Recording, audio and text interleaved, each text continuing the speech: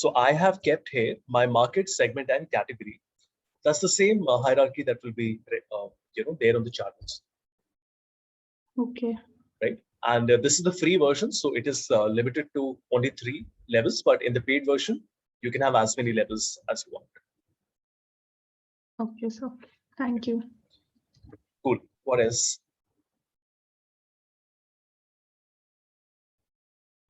One second. Okay. I will also give you one other very good way of looking at other charts and getting ideas in terms of what you should be creating and what can be created. I was doing a 1-month training with Adani, right? I mentioned that a few times. So we did a final session yesterday, and we were just generally discussing with the team in terms of how to even know what they want to create. So I was suggesting that they should go to, on LinkedIn, you go to Maven Analytics. Okay, Maven Analytics is a firm which is headed by this guy called Chris Dutton, and they have a lot of courses on Udemy. They have some of the top-selling Excel, Power BI courses on Udemy, right? And they do a lot of competitions. So, for example, very recently they did a competition on a restaurant challenge, which was a data set on a restaurant. Now, to us, what is important is not the data as such, right? What is more important is to see what is the creativity with which people are creating their dashboards and the variety of these dashboards. So if you notice, look at this one. It's so nice, right? Like this is like this dark black background with a slight gradation on it. And this very neon looking fluorescent color. So it's very nice for readability. Now we see that dark mode is there everywhere, even in Windows. So this is like a dark mode visualization. Look at this one. So nice. They have kept an image on the left to make it look like an infographic. This is not like a dashboard anymore. Not like the typical dashboard where you say, okay, I have a rectangle in which there is a chart. Below that, there is another rectangle. There are no borders here. Like in our dashboard, you notice that we kept borders everywhere, right? So it looks very nice. It's very interactive, but it's also very simplistic in its approach. This one, on the other hand, they have removed all the borders.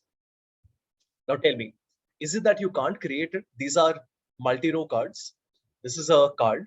This is an image of the backend. There's a black color. These are pie chart. These are bar charts. And there's a map. We can do everything. It's just that the way it has been created, that gives you a lot of ideas. Like this is more professional looking in the sense that there are icons, right? Like this. So Maven does a lot of different competitions, and it's very nice to see, like this is a tooltip, right? I don't know if you have done the tooltip yet or not. We've done the tooltip, right? Which was a chart on top of another chart. Please confirm. We haven't done that. Wait. Okay.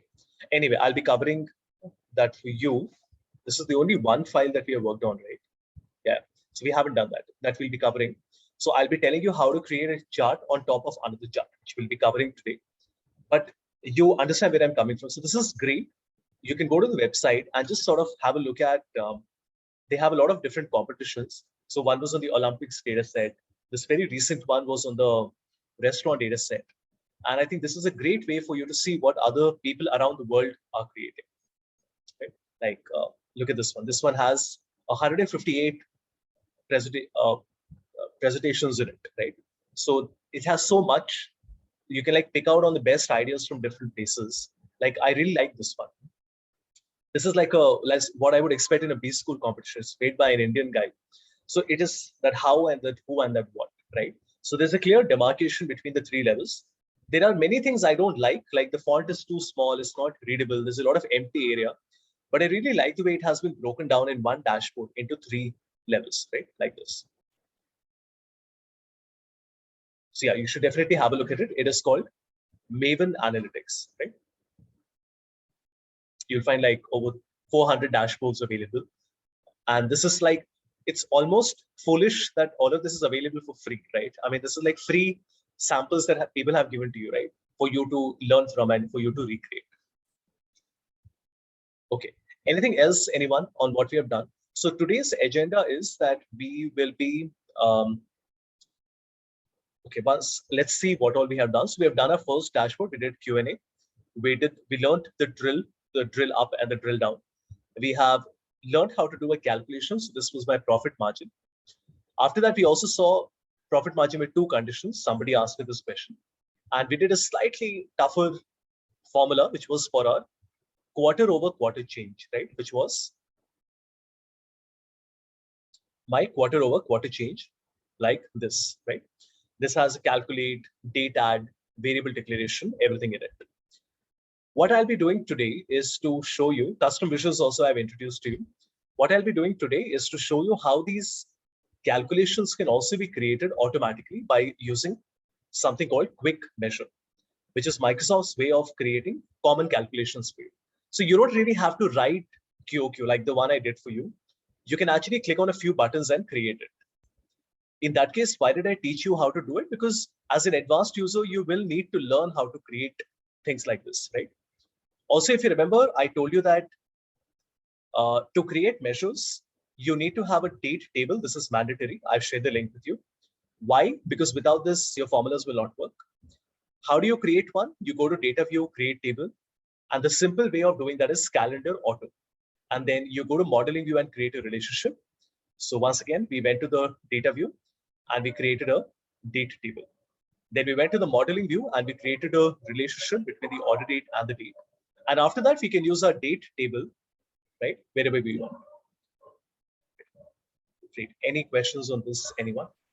Sir, regarding this calendar date table thing, what variations can be there in the date table while I don't follow. While we are, ma'am, sir, while we are defining this date table, extra adding this, then what variations can be there? We have this one column, only one column, date wise, right? Oh, you mean while we are so like in this? See, this is the most simple date table that you have, right? There are many different ways of creating a date table, and you should definitely do the research and go online and say Power BI date table, and you will find hundreds of links that explain this. Just notice this. Oh, wonderful. We have dark theme on Google now. Perfect. So when you search for date tables on Power BI, you see there is an ultimate date table. There are videos on date table. So this is clearly a very important topic, right? That's why so many people are talking about it. So let me show you one level more than what we have already done. This is not the most advanced one, but this is definitely much more than what we have currently created. So I'm going to select this link. It's a simple date table, not the most advanced, but more than the calendar auto. I'm going to copy this entire code that has been given here, right? I'll share the link with you as well. And I'll put the link in the Power BI file as well, so that you can have a look at that. 1 second. Here itself, in the new table, I'm going to add a comment at the top, right? So that here's my link, right? And after that, I will also add my code here. So I'm copying this and I'll put my code. Now, before I press enter, let me explain to you how this is working, right? Most of it should make sense, all right? So what we're doing here is, just a minute. Yeah. So what we're doing here is I am selecting my first year. The only thing we need to change is the minimum year. So it is not called sales order date because my data is different. It is called orders compact order date, right? That's the only change we need to make. After I declare a variable for my minimum year, so I'm finding the minimum year, whether it is 2014 or 15, and I'm returning. Now, clearly, add columns means that we are going to create multiple columns. So all of these columns are going to be created, not just one, but 1, 2, 3, 4, 5, 6, 7 additional columns will be created in addition to the date. Now, this part is fairly straightforward. It says, what is a year? Show me the YYYY. Show me the year month number. Show me the month. Show me the month number, day of week number. So it enables you to do more granular analysis, like in retail. Okay, there is something called the 445 table. The 445 calendar is something we use in a lot of financial analysis. Consulting firms use this. Retail sector uses this a lot, right? So this is a way of managing accounting periods, right? So like I said, retail is where we typically use it. In India, I'm actually not seeing manufacturing using it too much, but it might be different worldwide. Right? Basically, how it works is that it will divide a year into 4 quarters of 13 weeks, which are grouped into 2 4-week months and 1 5-week month.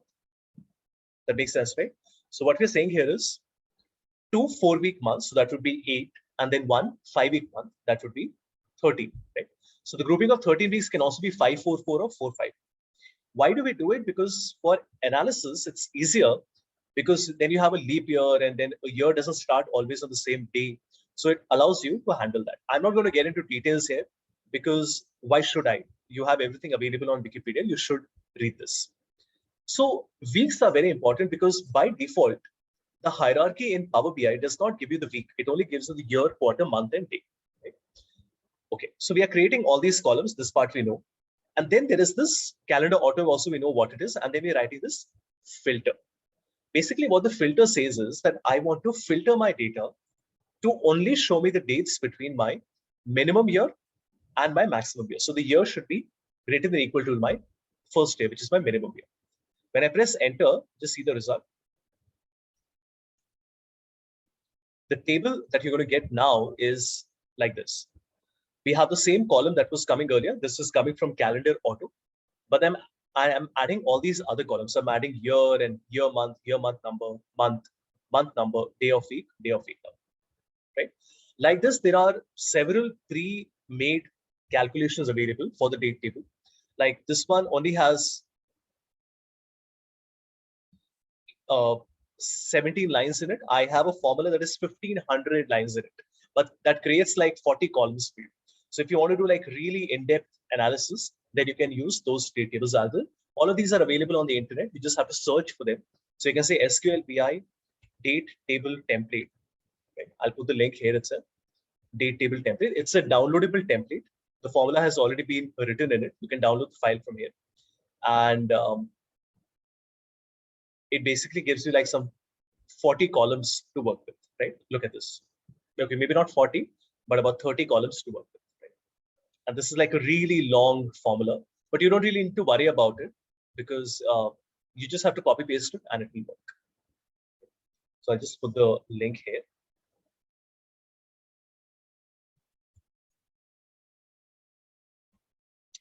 Great. Any questions, anyone? So basically having these columns, what we can do that we can have another variation in terms of week and months and year, right? Correct. Because certain type of analysis might want you to find out which day of the week are you selling more. Like for automotive sales, it doesn't matter too much because people don't look at the day before they are buying, right?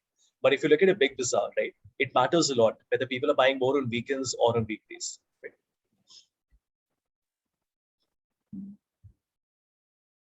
Or like, for example, I work with Metropolis Healthcare, which is a pathology lab. It's a 40-year-old pathology lab, one of the top 5 in India. And Metropolis needs to know for the sales team, when do people visit more for blood tests, right? Because you would expect that blood tests are happening more on weekends, right? Because that is when people are free. So they will come to the clinic and get a blood test. So this is very important because they have to plan a lot of other aspects accordingly. So if they know that over the course of, in the middle of the week, right, Tuesday, Wednesday typically is a little busy with work, you expect that not a lot of people are going to walk in, then they have to plan that accordingly.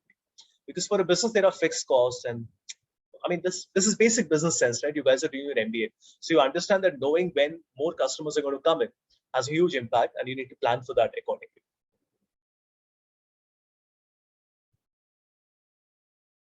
All right. Okay.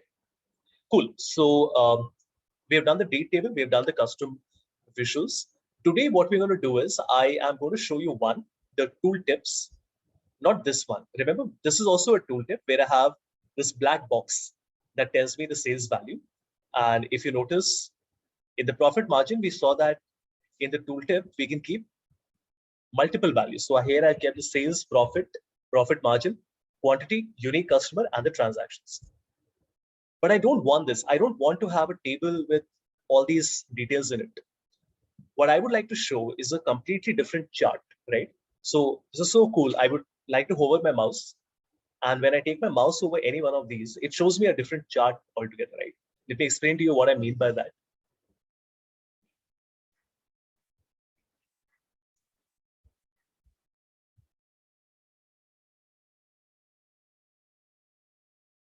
So what I mean by tooltip, everyone, is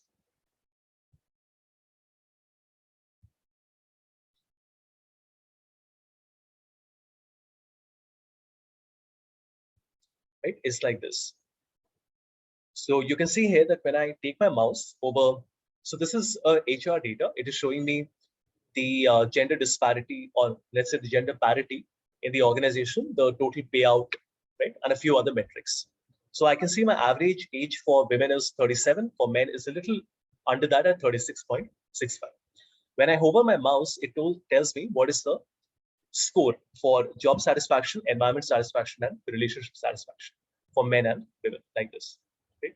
So this is a very clean way of presenting the data, because what you're doing here is not to have too many charts and too many pages, because the point of a dashboard is not to say, okay, click on the next button and it will take you to the next page. It's you're supposed to have everything come together, which is what we're doing here. So all these tooltips that you see, like here, I have a tree map on top of a stack column chart, right? Like this. If I scroll down even further, here I have my 3 segments, but if I take my mouse, it shows me the 50 states in the US, and the color tells you where the sales is higher and where it is lower, like this. Right? So now, I hope you understand now what the tooltip is. Of course, you can do the same thing on Tableau as well, right? Which we will be covering later. Okay, so let's see how we make this. We will first create a page, and I'm going to call this my main page. And the second page, I'm going to call as my tooltips page. Everyone, please create a main page and then create the tooltips page.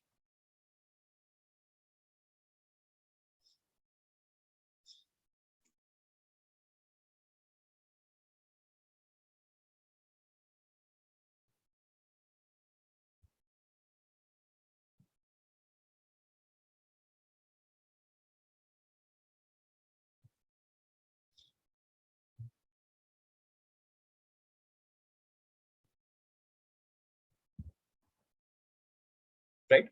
Now, first in the main page, we want to create a chart, any chart that we want. Let's do something that we haven't done so far. So we've already done the Meko and the drill down donut and the column chart. So let me show you something different. This is called the tree map. Okay, this one. Now, tree maps are an alternative to the pie chart. So if you Google tree map versus pie, you will get a lot of articles that talk about which one is better, right? Is tree map better than the pie chart?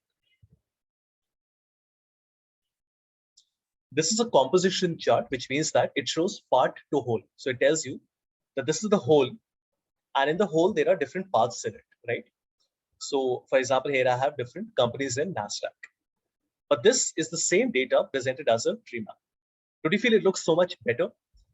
And the reason for that is that it is very difficult for people to visualize and make out the relative difference between slices. For example, right now, if I ask you between Amazon and Microsoft, how much bigger is Microsoft? It is easier for you to visualize that. You will say that, okay, I think it is about 40, 50% bigger, right? But the moment I ask you to do that with a pie, it's very difficult, right, to do that. That's just the way the human mind works, right? So there's a lot of theory behind it as to why pie charts should be avoided. So if you say, why are pie charts bad? There's an entire school of thought that say that you should never, ever be using pie charts, right? And more and more people now are talking about pie charts being bad and should not be used, because that time is gone when you were restricted to pie and line and column and bar, right? So tree map is an alternative to that. And if you Google it, you will see that you have hundreds of examples available for the tree map. I'm sure you must have seen this earlier as well, right? I really doubt it that you have never seen all of this earlier, right? Here you have your tree maps. Of course, you can create them not just on Power BI, but you can do them on every data visualization package and language, right? So on Python, you'll be able to do it. On Tableau, you'll be able to do it, right? So every tool will have the ability of creating a tree map. Okay. So we have this inbuilt in Power BI, thankfully. So we can just click on the tree map here. And in the tree map, I'm going to make this a little large. In the tree map, we are going to keep multiple levels. So I'm going to do what we did last time, which was my market, segment, and. So I have my market, then I have my region, I have my segment, and I have my category, and I have my subcategory. There is no limit here as to how many levels you're keeping, right? And I'll keep my sales value. Right? Please make this, everyone.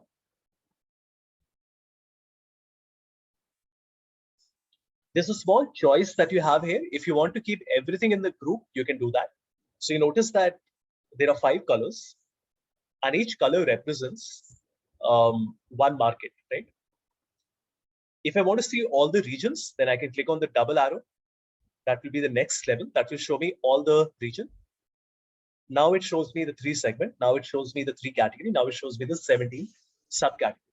So this is like a 5-in-1. You know, I can present 5 different charts in one, right? Think of it this way. If the user says, okay, show me the market, this is the market, region-wise performance, segment-wise performance, category-wise, subcategory-wise, right? But what if you want to link them together? You would like to say that, no, don't show me the regions across the world. So when I click on APAC, I would like to see the regions only in Asia Pacific, right? So I will click on the drill down, and now it will show me in Asia Pacific, we have Oceania, Eastern, Southern, Southeast, Western, and Central, right? Like this. And if you want to see all the data, then you can click on the expand button and it shows you all the data like this. Now I know this looks very funky and you might be wondering, but do we really ever create the data this way? We do. There are many reasons for that, because typically when you have so many different cuts, you know, like 100 of them, you're not going to look at all of them at the same time. You will always have a slicer on the right side, right, which will allow you to filter the data. For example, I have a slicer for my sales value as an example. Okay. So you can see that I can choose the range of my transactions. And when I choose that, you notice automatically my data keeps on getting filtered. Right? And of course, you don't need to, like I said, you don't need to show everything at the same time, because you can keep a slicer here. So I'll just keep the slicer here on the right side. Convert this into a slicer like this. So right now you notice it is showing me the complete data, right? But what I would like to do here is I would just like to look at one of them. So I'll cancel everything and I will say I only want to see Africa. This looks much better, no? Then you say, okay, in Africa, I would only like to see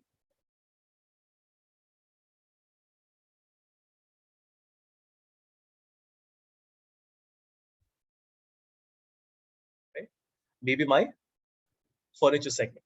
So this is how you can do a granular analysis, right? So if I am the CEO and I have been told that in Africa, the furniture business is not doing well, then I can just select that cross section or that cut. And I can say that, okay, in Africa, in Central Africa, in furniture, this is how my business is performing, right? Like that. And in any case, you can always go back if you want. So this is my first level, right? Like this.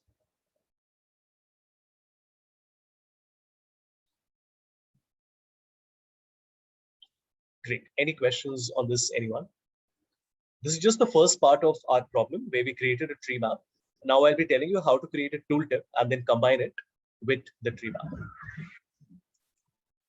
Sir, can you share this file in the chat? I'm sorry, I dropped out of it. Share what? This file? I Yes, sir. would be happy to. I'm not sure if this allows me to send a Power BI file or not, but let me check.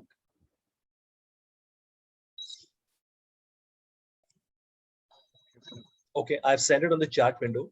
Just see if you're able to download it, everyone. Remember, once you download it, you will have to reconnect it to your data, right? So you will have to go to transform data, data source settings, and here you will say change source. So just relink it to the file that is there on your computer. Otherwise, you will not be able to refresh it. It will open, but you will not be able to refresh. So just go to transform data, select the file and click on change source.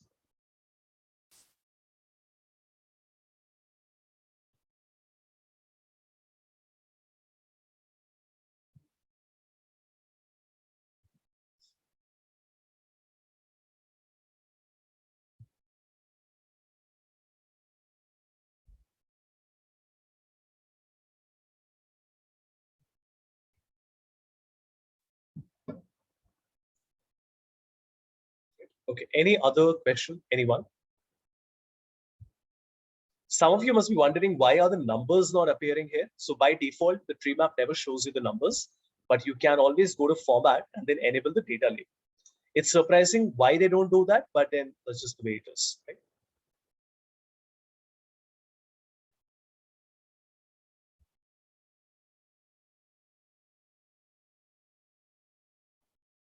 So before we create the tooltips, let's say you want to make it look like a McKinsey visualization, right? I'm sure you must have all seen McKinsey visuals, right? So if you say McKinsey charts,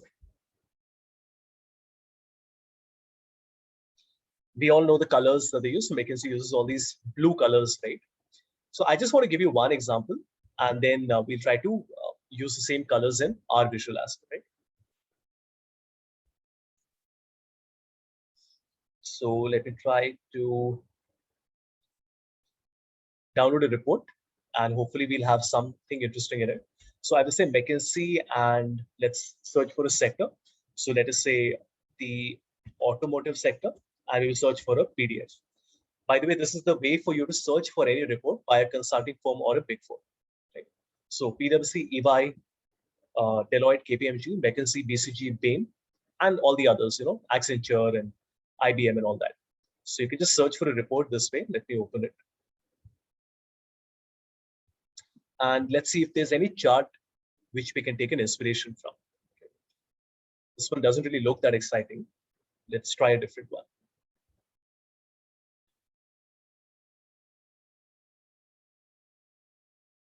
Okay, these are good, but these colors are very dull.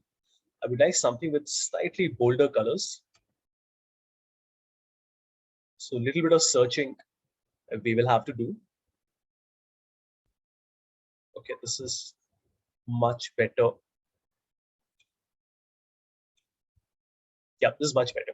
So if you notice, they have kept these 3 colors here, right? This is the first one, the second one, and the third one.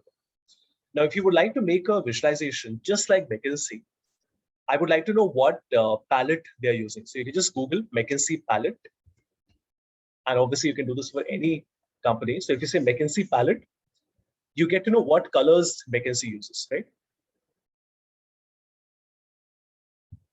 So these are the standard colors that the primary palette that McKinsey uses are these. Then they have a bright palette and a support palette. And you can do this for any firm. So if you search for PwC, for example, PwC palette is like, PwC again is one of my clients. So this is the PwC palette. These are their primary colors that they use, right? If you would also like to get this for any other brand, you can go to a website called brandcolors.net.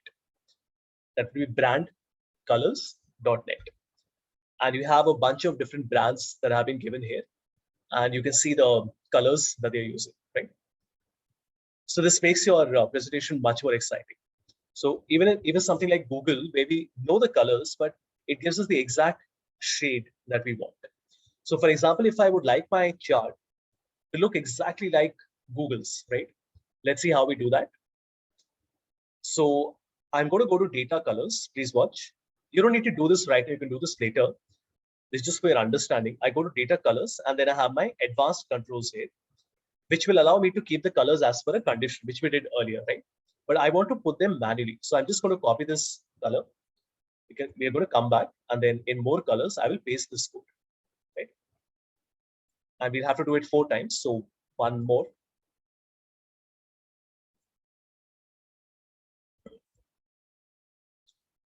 Once more. And then one final time, we have this.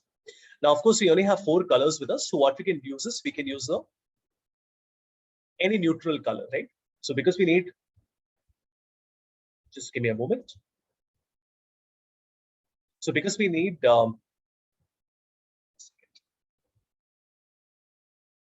because we need 1, 2, 3, 4, 5, 6 colors. So I can maybe use 2 grays here, right? That should solve the purpose. So I'll just use a gray here. Gray goes with anything like this.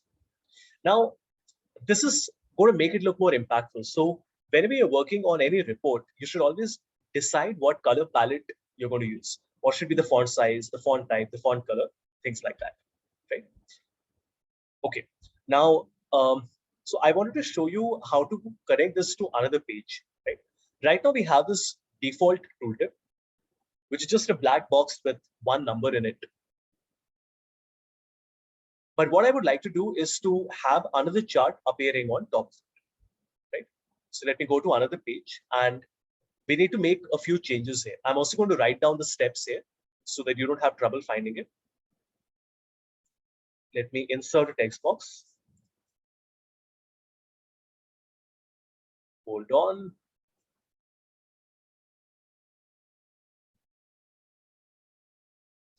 Okay, so I've kept a text box here. And these are the steps, okay, for you to create a tooltip. In the tooltips page,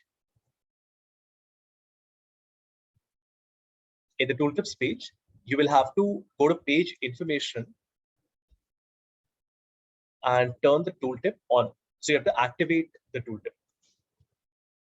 Second, in the page size, you can choose any custom size. And then in the chart, you will say for tooltip, which is your second last option, and connect to the tooltips page. So let me do it now. So we first go to the tooltips page and we have to do two things: page information and page size. So in the page information, we are going to select the tooltip and turn it on. Then in the page size, we can choose any size that we want. So I will go to custom and I will choose a size of, let's say, 500 by 300 or 400, something like this. So we want to make it smaller. But how does this get connected to the previous one? So I'll go to the main chart, and here we will say that in our second last option, which is tooltip, I want to connect to which page? To my tooltips page. If you've done everything correctly, then it should show you the chart like this. Maybe it's a little large, so we can just come back and reduce it a little bit. So let me make it 400 by 300, right? I think that should be better. So 400 by 300. Please do this, everyone. Make sure that this is working. After you have managed to connect it, then comes the fun part, which is that we will be able to connect, we'll be able to put any visualization we want on that tooltip.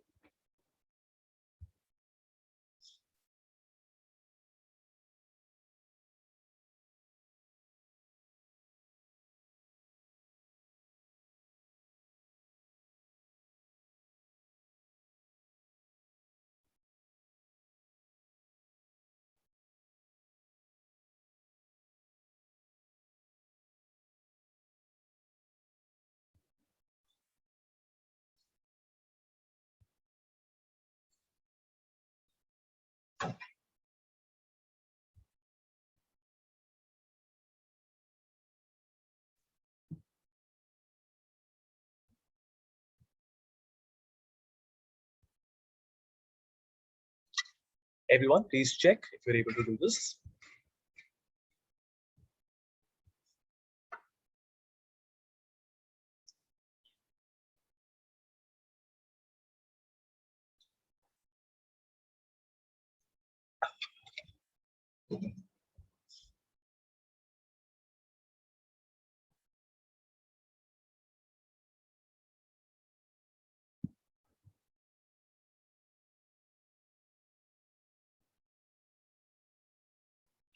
So I'll just complete the problem. Let me know if you have any issue, right? So on the other page, I want to keep whatever we want. So I'll first change the color. So in the page background, we're going to make the color more interesting. So we're going to keep a black color here. So like a high contrast black color. On top of that, we can make any other chart that we want. So in our case, I want to make a waterfall chart, right? Because the waterfall chart will show me the change from one year to the other, right? So I will keep my date in it and my sales value in it, right? Like this. This is the chart we have selected, the waterfall chart, and I've kept my date and my sales. Very simple. And now you notice that my chart looks like this.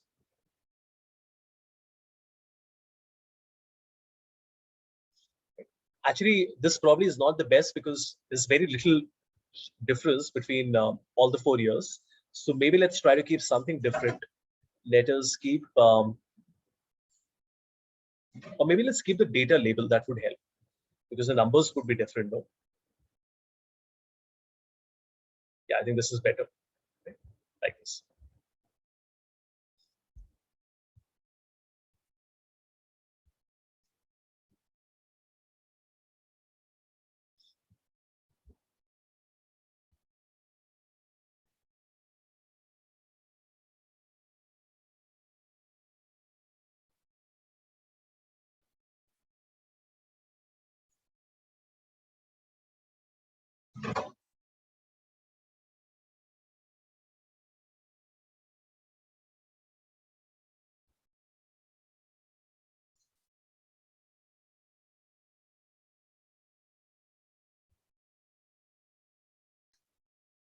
Sir, I am not Tell me. getting the option of connecting the tooltip page to the main page. Sure. First, make sure that in the tooltips page, in the page information, you have activated it. Just confirm that you have done this. If you don't do this, then it will not appear on the other page. Yes, sir, I have activated. Okay. Now you come back to the chart. You select the chart, Okay. right? Not the page. You have to select the chart. Okay. Then you have to scroll down to the tooltip in the format. Right? And here you have to select the tooltips page.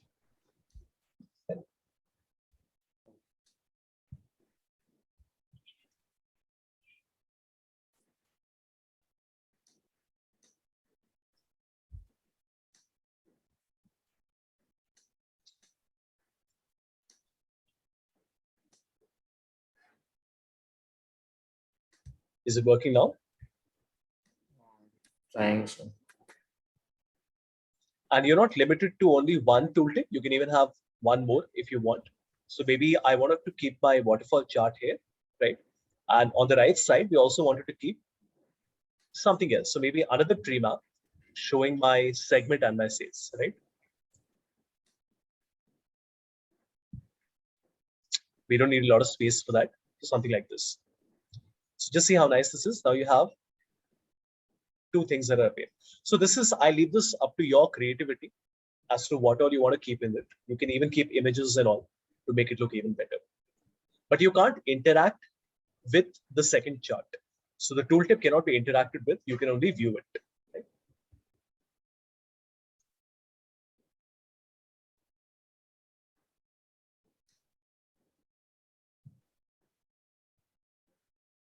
So will you please just go to the tooltip page? Okay.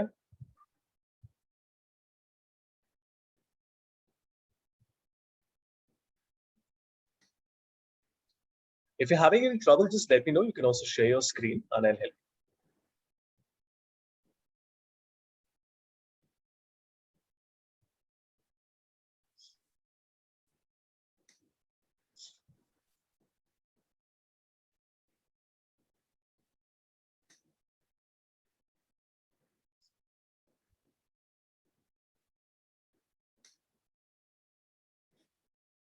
So for getting sales by value, what you have selected? Order date. This one? Yeah. You Yes, can't sir. select the order date, no, because we have Okay. made a date table now. So Okay. if you have a date table, then you have to select the date. If you Yeah. select the order date, it will not work. Okay. Order date is going to look like this. It will not work.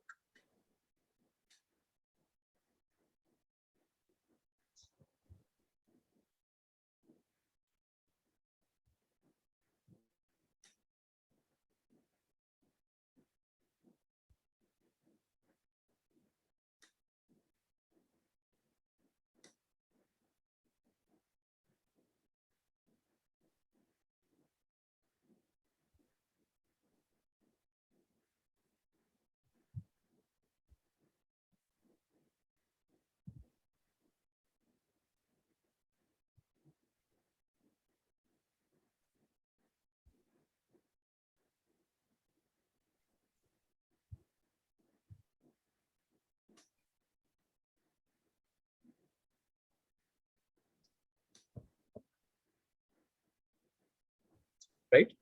It's not a difficult process. Take your time. Page information, turn the tooltip on, reduce the size, come to the original chart, select the second last option and connect to the tooltips page.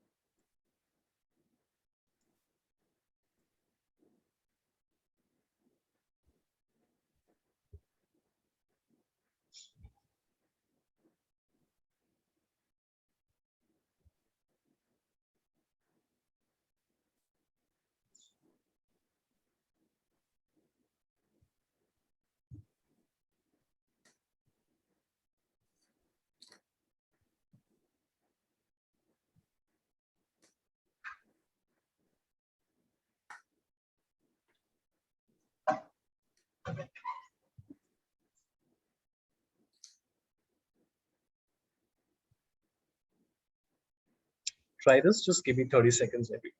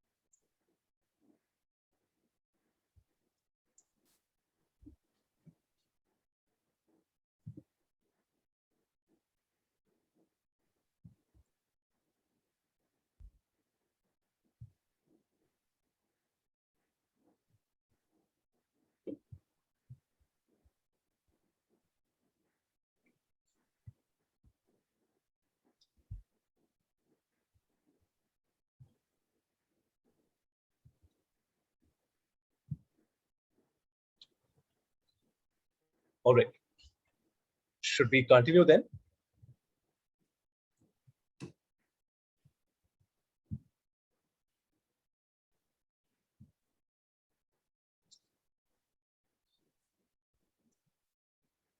Everyone, any questions, anyone? Because after this, we are going to do a different problem. We are going to close our Power BI file. I have also told you DAX, but we have to do Power Query now. So we were working with a single data set. Now I'll be telling you how to combine multiple files into a single Power BI file.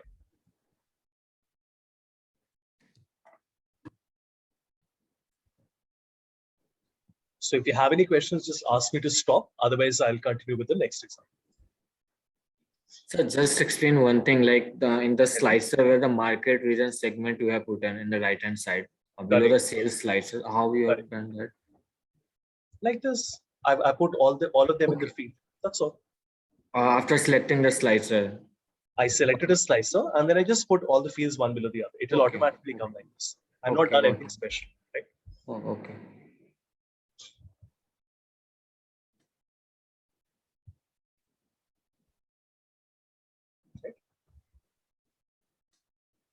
Okay, anything else, anyone?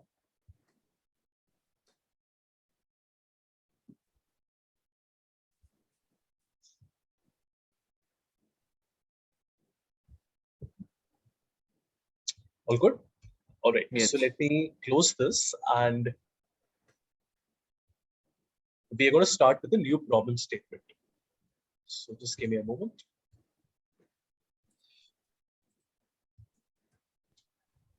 What we are doing now is to work on a different data set. And here the problem is that my files are not in a single, my data is not in a single file, which is more realistic, right? Because in an organization, you will never be given a one data set which has everything in it. You will always have multiple files that have been given to you. So if you go back to the Excel folder, there is a folder called Power Query and Power Pivot, everyone. In the Excel folder, Power Query and Power Pivot. Please open this.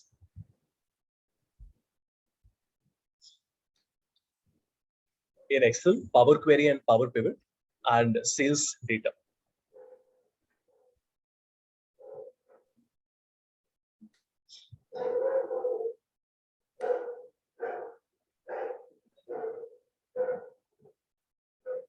Right?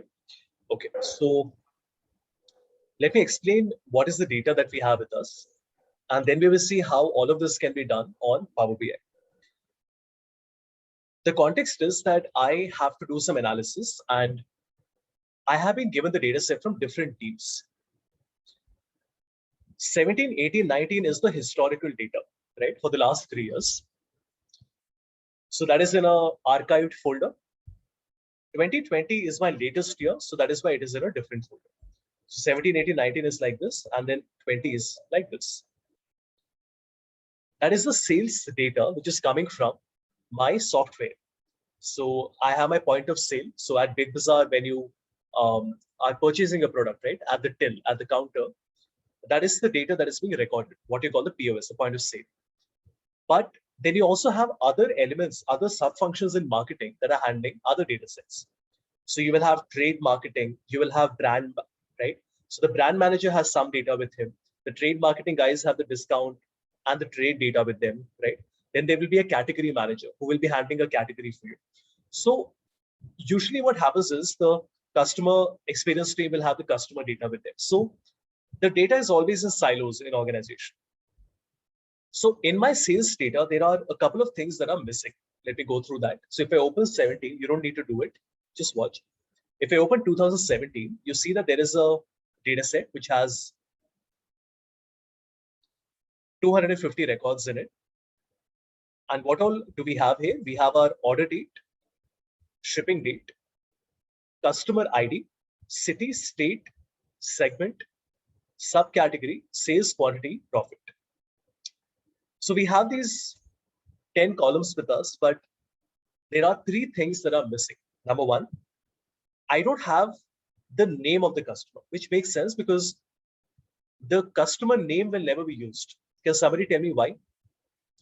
Typically in a point of sale, the customer name will not be there in this data set that is recorded. Why not? Only the ID. So there can be multiple names. Correct. A name can be duplicated. 5 people can have the same name. Customer ID will be unique. That's one. What are the other reasons for it?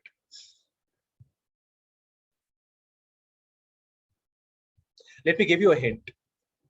In the same company, if there are 5 employees working in different areas, right? Somebody is in advertising, somebody is in key accounts, somebody is in admin. Do all of them share all of their data with each other just because they're in the same company? Yes or no? Are they allowed to? No, sir. Of course not. So what is the word that I'm looking at? What are we trying to do here? To maintain what? Privacy. Privacy, confidentiality, to anonymize the data, right? So for anonymity or for confidentiality, you will always have the ID here. Like I'll give you my example. With a lot of firms, I do something called COMPA, right? COMPA basically refers to, so we call it COMPA ratio, which is a compensation analysis, right? COMPA ratio basically means it's a comparative analysis. So for example, one way of doing that would be to say actual salary divided by midpoint of pay range multiplied by 100, right? Or the more traditional way is to say actual rate of pay divided by the reference point of pay. Basically what that means is if I am a person with 15 years of experience and I'm the, whatever, I'm a senior manager, right? I'm a senior manager in supply chain with 15 years of experience. Okay, maybe with 15 years of experience, I'll be an EVP, whatever it is. So I'm an EVP with 15 years of experience in supply chain, right? And this is my work profile. They would look at what is the reference. So in the industry, what is the standard? So in the industry, somebody with 15 years of experience at this position, with this experience and with this job profile, what are they getting? So if I am earning, let us say 28 lakhs, and the industry standard is 22 lakh, that means that my compa ratio is actually a 1 point something, which is not a good thing, right? Because as an organization, you don't want to pay people too much money, right? On the other hand, if I'm at a 0.7 or a 0.8, but I am getting a good performance review, that means that they have to bring me up, right? So we call this the performance. See, so far we have been discussing all marketing, no? So I wanted to take an HR angle at it, just to give you a more holistic perspective. We call it the 9-box matrix, right? Like this. The 9-box matrix basically plots the potential and the performance. So on the x-axis, we have the performance. On the y-axis, we have the potential. It is 1, 2, 3, 4, 5, 6, 7, 8, 9, like this. So we have low, low, then we have low, mid, low, high. This is high, high. So we call this the top L and the bottom L. So this is my bottom L, which means these are my bottom performers, these three. These are my top performers, right? This is the middle, right? This one, this is what we usually consider the middle. And these are others. These are usually problem cases. Problem in the sense that there is some issue here, because look at the one on the left. The person has very high potential, but the performance is low, which means that there is something wrong, right? Like if a person has all the goods, excellent communication skills, very hardworking, always on time, get great review from his managers and clients, but is not able to perform. What does that mean? Maybe the person is in a bad role, or maybe the person has everything, but there's something, some component that is missing, that they're not able to perform. They're not able to meet their targets. On the other hand, this is somebody who is a solid performer, right? Somebody who is excellent, who is the number one in sales every month, right? Achieving all his or her targets. But that person's manager says low potential, which means that the person might be an excellent salesman, right?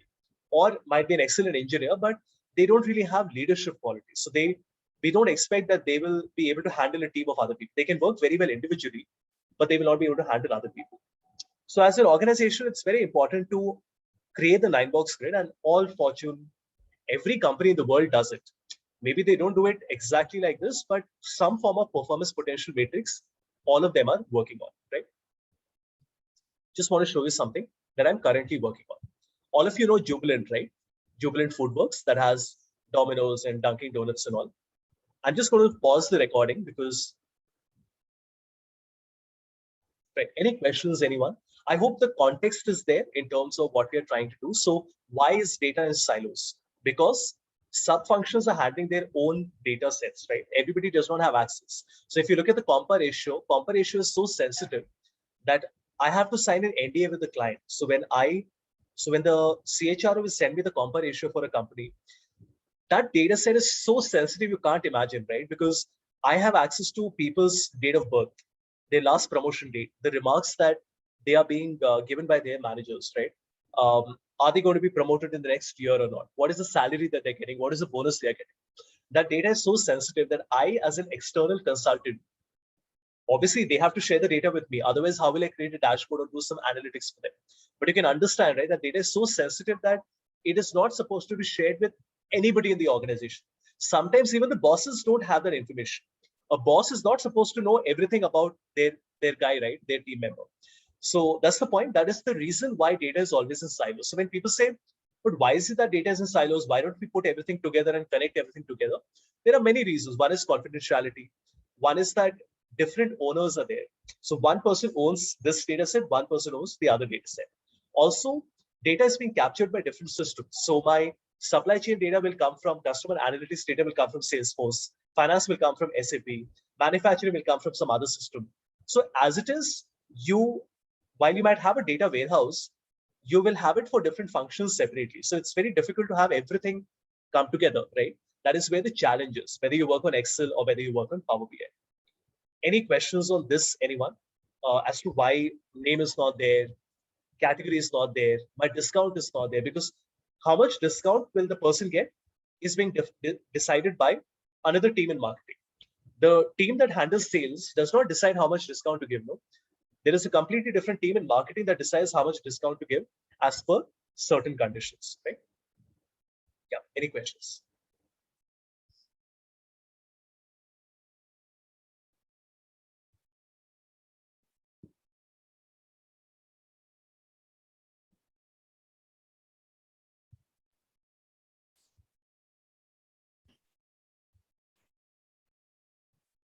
Like both the tables are joined, sir, right?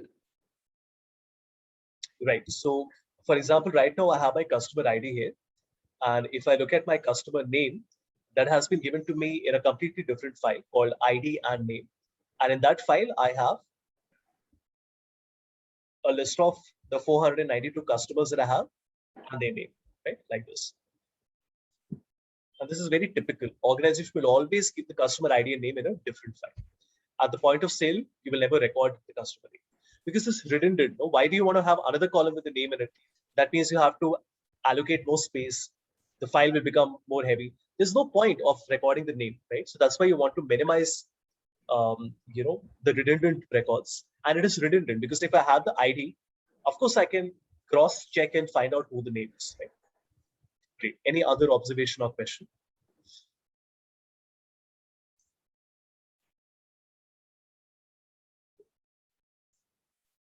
See, don't ask me questions that you can ask a faculty, right? I don't want to pretend to be your faculty, even though I come from an academic background.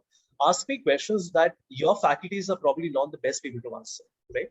They are excellent at answering theoretical academic concepts to you. They will explain it better than I can. But then what really happens in the corporate, right? How are trends changing? How are data sets being recorded? Are we getting more unstructured data today than earlier? What are the new tools in the market, right? How has Excel changed in the last 2 years? These are the type of questions you should be asking me, right? So I'll let you take another 2 minutes. Think if there's anything you would like to ask me. I've discussed a lot of things with you, right?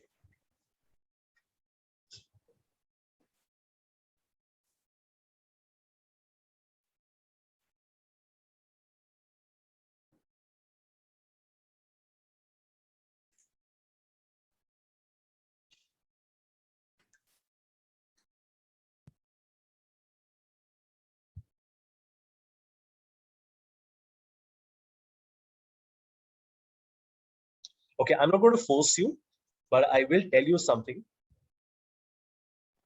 This is a Sir, conversation. Please tell. yeah, Please. will you please just tell me how you judge that for performance of like AGM GM thing? So what is the question?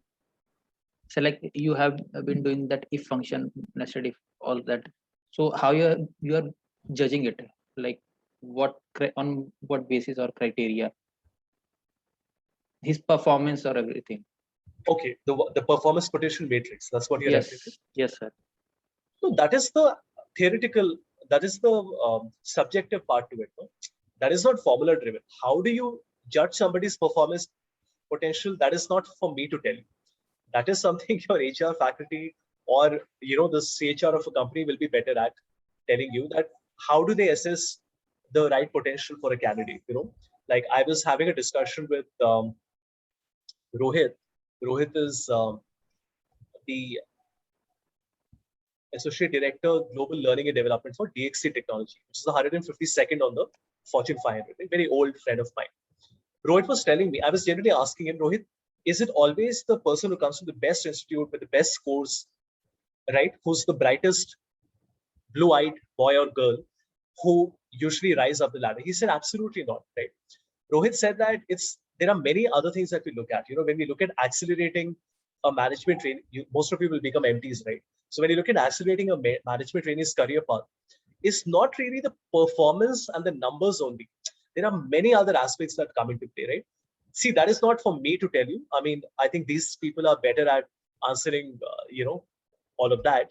But there was a very interesting conversation we had about exactly this thing, right? The one I'm telling you about the performance potential. And if you are interested, you should definitely listen to this. So there's a podcast that I did with Rohit speaking about these things. Right? I'll share the link with you if you're interested.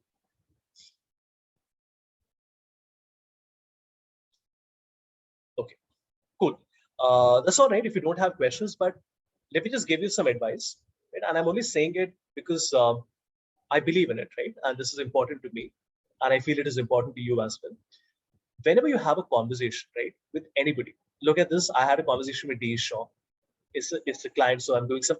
So I'll just give you a one paragraph summary. We are trying to understand how to build a certification path for participants. The problem is that we do certifications, we do trainings, but we are not able to follow up on it. So a person does a training, but they're not able to showcase their learning. So we're trying to figure out how can we do something for their India and New York team and try to have a certification path for them, right? Zydus is again a new client for me. I'm trying to do some things with them. So I'm trying to understand how, look at this, Compa data. So I'm trying to understand how we can create some dashboards for them and shift their data from Excel to Power BI. I don't know what this is doing here. I can remove this. Then I have a conversation going on with, hold on, Jubilant, right? So look at, this was a conversation I had with him yesterday. So I had a list of questions prepared that I was asking Neha, who's one of the HR managers, and asking her questions about that performance potential matrix I showed you, right? Then this is something I'm doing with it's a 100 crore Ayurveda company called Jiva Ayurveda. So I had a call with the owner's son. It's a family-owned business, trying to understand what do you need, where to start, right? Things like that. So the point I'm trying to get across to everyone is that you have to ask questions, right? You have to force yourself to ask questions. If you say, but I don't have anything good to ask right now, I don't think I'm prepared to ask a question. You have to learn how to be prepared. What you are getting is an opportunity, right? I might not be an expert at everything, but you have to understand I'm a consultant, right? I'm a $200 an hour consultant. So if I'm consulting organizations, I have a lot to offer to you as well, right? So, but I'm only as good as your questions because I can't read your mind. So it is only when you tell me that, this is what we saw or heard, we would like to corroborate this, or is it this that actually happens in the corporate, or this is what our alma mater told us we would like to be, whatever it is that is on your mind, this is the correct platform to ask that, right? I'm not saying you will not get this opportunity elsewhere. Of course you will with other people as well, but this is an opportunity you should not really lose because you have so much time to spend with me, right? And it's a very safe environment where you don't have to be, it's not like a guest lecture where you have to be sure that is it a good question? What if other people laugh at me? What if it's a silly question? What if other people already know the answer? It doesn't matter. This is the most safe environment that you're going to have, right? Don't I make mistakes all the time? Right? So there are no mistakes or silly questions you can ask. So just take this unsolicited advice that whenever you have a conversation with anybody, always make sure to do a follow-up. Always make sure to ask questions, right? I know I'm spending a little more time, but this is important. I did that panel, I did the moderation of the discussion with all these guys. Look at what I did. Rahul, Anil, Pawan, Rajesh. All of them are senior business leaders, 20 plus years of experience, right? Rahul has been with SAP for 17 years. He's a senior director for their AI platform. Look what I did. I met him for the first time in that discussion. I said, pleasure hosting you today. I was like a kid in a candy store. With all respect, all words are my gurus and whose steps I humbly follow. It's important. Networking is key. That's probably the most important thing you have to do with LinkedIn, right? Other than your promotion and all that, and applying for jobs and all. At the end of the day, all the work that I have today has all come from pure networking. Okay, if you, a lot of people get very impressed with the fact that these are the clients that I have. I have an Adani, right? It's so difficult. Like large firms are not able to crack projects. The project I'm doing for Adani, EY was bidding for this project and they lost and I won. And I'm a one-man army. I'm an independent consultant and I won that project. How? Is purely because of the relation I'm building. Relation doesn't mean saying hello and sending forwards and greeting somebody on Diwali. No, it's not that. Relation means you have to go out of your way. You have to show them, you have to do a lot of research. You have to give them some ideas as to how they can improve. You have to constantly interact with them, understand their requirements, work on it. That's what I mean by creating a positive relationship, right? Where if at 2 a.m. the client calls you, you pick up that call. You don't say, why should I pick it up? It's 2 a.m. on a Saturday night. I'm not interested. No. If the client wants something urgently, you do that. So that is something I will strongly suggest all of you to do. It doesn't matter whether you're an introvert or an extrovert. I'm an introvert, but that doesn't mean that I will not create good relationships, right? So that's very, very important. So please make sure that whenever a platform is given, ask questions. And if you say, but sir, I don't really know what to ask you. I want to, but I don't know what to ask you. That means you have to work on it. That means before the session, you should have done 45 minutes of reading. You should have gone on the internet. You should have read a few articles so that you can ask me good questions. I'm not saying, no, I don't care whether you have a question or not. On a gunpoint, ask me. I understand you don't know what to ask, right? I've also been an MBA student. And sometimes we don't know what to ask, right? But that is not acceptable. You have to know what to ask, right? And if you don't know what to ask, that means you're not doing enough reading. Because if you are doing enough reading, and if you're up to date with what is happening in the market, of course, there will be things you want to ask. I cannot buy it that you have absolutely nothing on your mind you would like to discuss with me, right? Anyway, that out of the way, the data set is very clear. We have a sales data, order date, ship date, ID, city, state, segment, subcategory, sales quantity, profit. Like this, we have the data for 4 years, 17, 18, 19, 20. The problem is I don't have the name. I don't have the category. I have the subcategory, but not the parent. I don't have the category, right? And I have the sales, but I don't know what is the discount to offer. So this is my gross sales, but to find my net sales, I need to know the discount I'm offering. I don't have that information. And where is that information? That has been given in a different file, right? So that would be one file is for the ID and name, which is like this, right? Then one file is for my category, which is like this. So I have 3 categories. So these four subcategory are in furniture. These 9 are in office supplies, and these 4 are in technology, right? You have studied concepts like in product and brand management. You would have done stuff like product breadth and product depth, right? So this is like that, right? So it's about the parent. So for example, if you're saying there's a product mix, and right? So what is the product line? Within a product line, what is the SKU, right? What is the depth? What is the width, right? So this is very important because a lot of time this information is not there with one person, right? So for example, if you talk about any FMCG, CPG company, right? Let's say Reckitt, where I work, you will always have a category manager, right? So a category manager means a person who's heading the lab care. Lab tree care would be Harpic. Somebody is heading the Harpic section. Now, a brand manager is a little different because a brand manager would be handling a brand, right? So for example, if you look at Dettol, Dettol is a brand which has multiple product lines in it. So a Dettol will have soap, liquid hand wash, antiseptic liquid, shower gel, disinfectant spray, wipes, many other things, right? So category manager is responsible for something different. So if somebody is handling personal care, the Dettol wipes will come with that person, under that person, but the brand manager is handling a brand. So there's a lot of inter-talk that happens between different people in a team, right? That is also one of the reasons why data is always shared with different people, and there are always different parents to a data set. So people say, don't we have a single source of truth? Single source of truth, meaning that there is one person who has the correct data, and that data is the absolute correct data. We call it the single source of truth, right? Usually we talk about this in information design. So when you are getting data sets from different places, you are like, but which one is correct? Which one is the most up to date? But the single source of truth is important because you want data that is valid and reliable, right? So I hope now you're understanding why data is like this. It should not seem to you that I have created this problem because I wanted to show you a problem. This is a realistic simulation that I've created for you, where data has been given in different files. Finally, we have the discount, where we have the discount being offered as per a combination.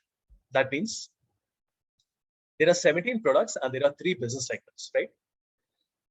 If I look at the chairs segment, I'm offering different discounts in different segments. So somebody in the consumer segment gets the maximum discount, 15%. Corporate is 10%, home office is 5%. So for example, if you look at Ola, right? So road tax is different, right? So Ola scooter that is going to come out, the on-road price will be different because different states have different taxes that they are charging, right? And Ola can't control that. So that is what we're trying to do. We're trying to say that while GST might be common, you still have state taxes, right? And that is what we're trying to do. We are trying to say that the same subcategory might be offered different discounts to different segments, right? And of course, this also has to be combined. This is typically coming from the finance team, right? So finance will decide what discounts to give, or in consultation with trade marketing. So all of this data has to be combined into a single Power BI file, right? So we have 17, 18, 19, 20, 4 years of sales, category, discount, and ID and name. So 7 files. Any questions about what we are doing, anyone? Then we will see how to do this on Power BI. Just take some time and think about it.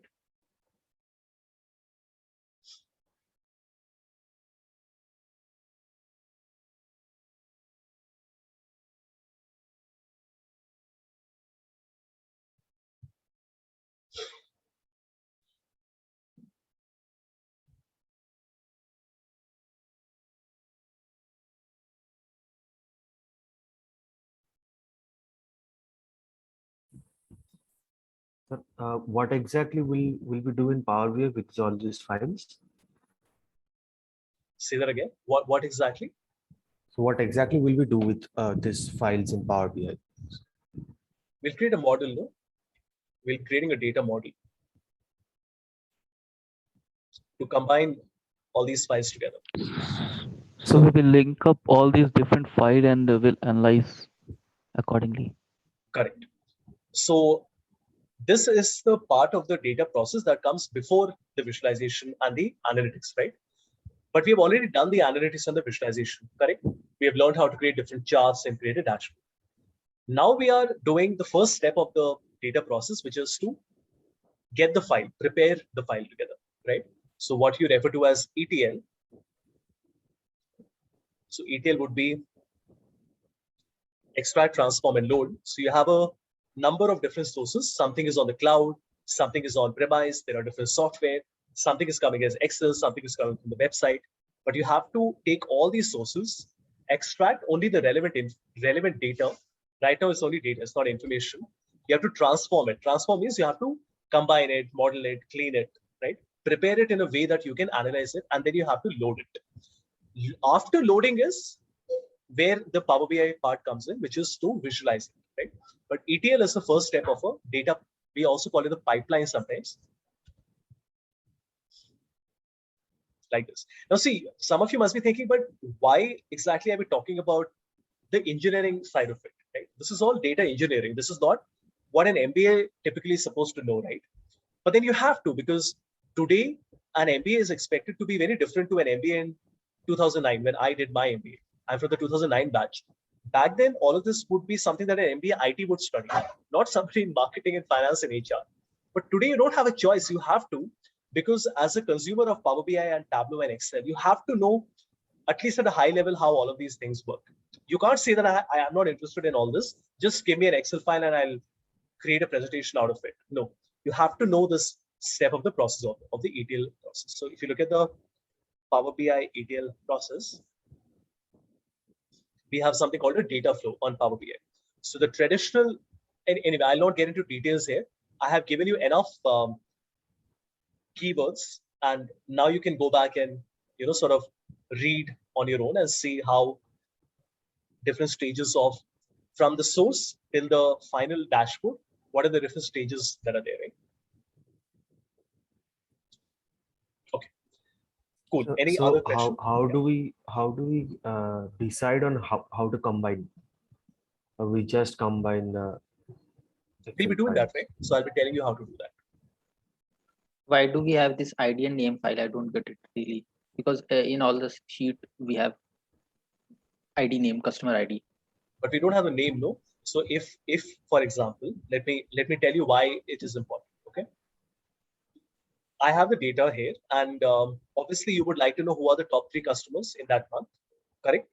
So if I say equal to, and I will say, just give me a moment.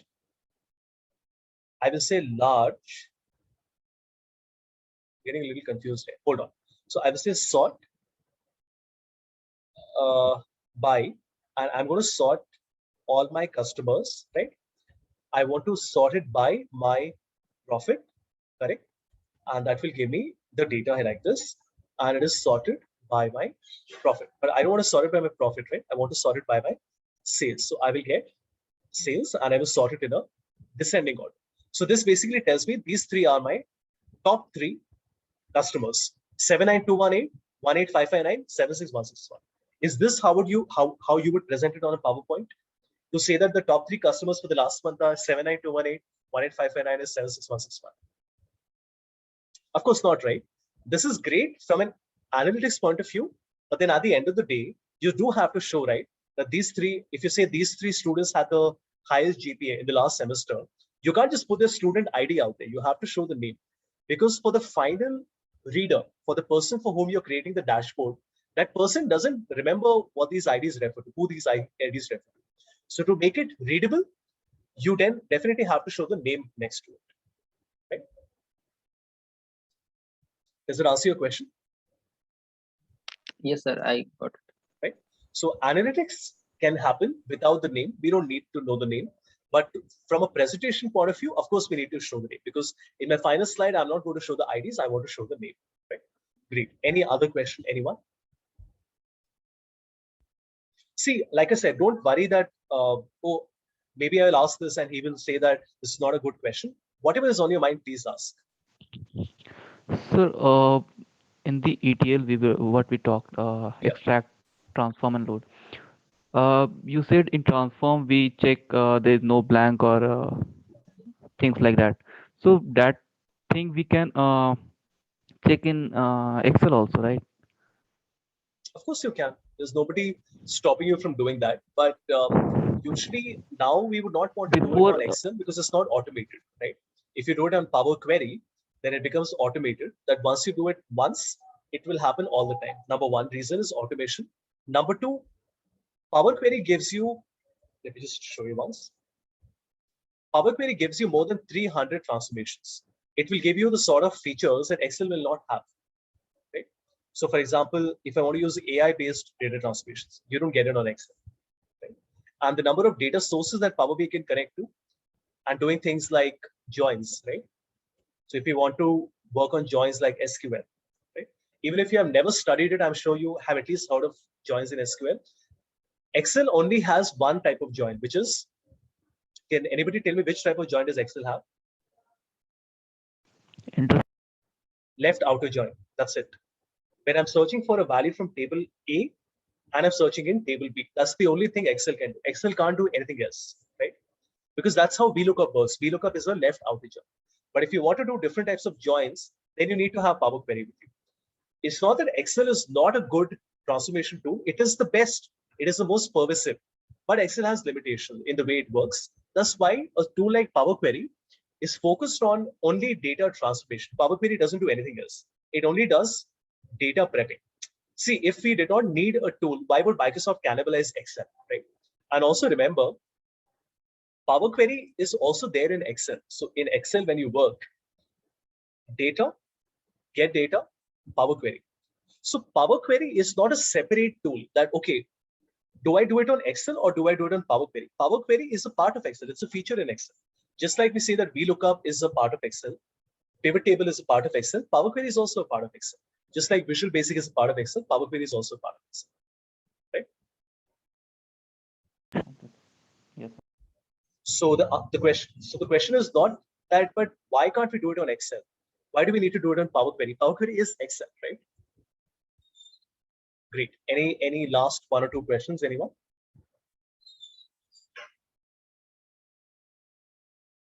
So this is the answer you should give to people. So when people ask you, how do I decide if I want to use Excel or Power BI? You say that Power Query is the same. Whether you're working on Power BI or Excel, it doesn't differ. The only difference between Excel and Power BI is, number one, Excel cannot do dashboards very well. Power BI can do that very well. And Power BI can connect to many more sources than Excel, okay? Like this. But the ETL part is common between Power BI and Excel. Okay? Great. Any other question?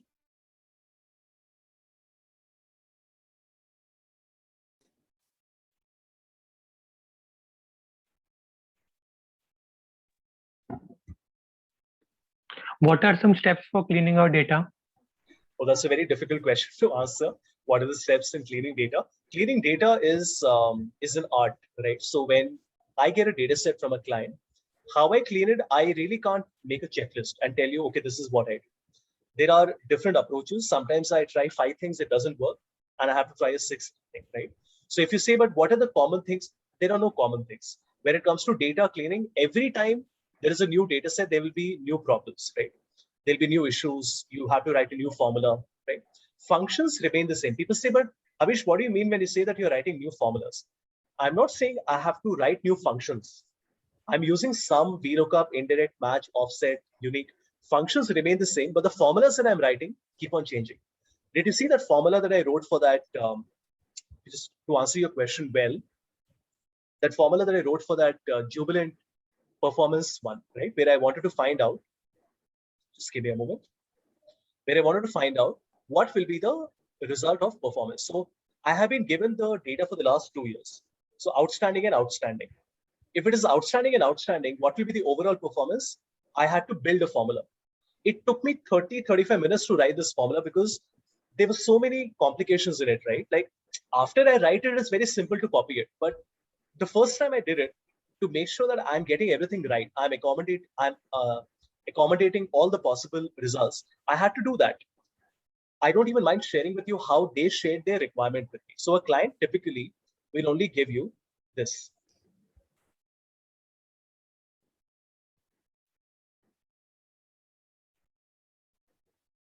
When we say data transformation, it doesn't mean removing errors and removing blank values.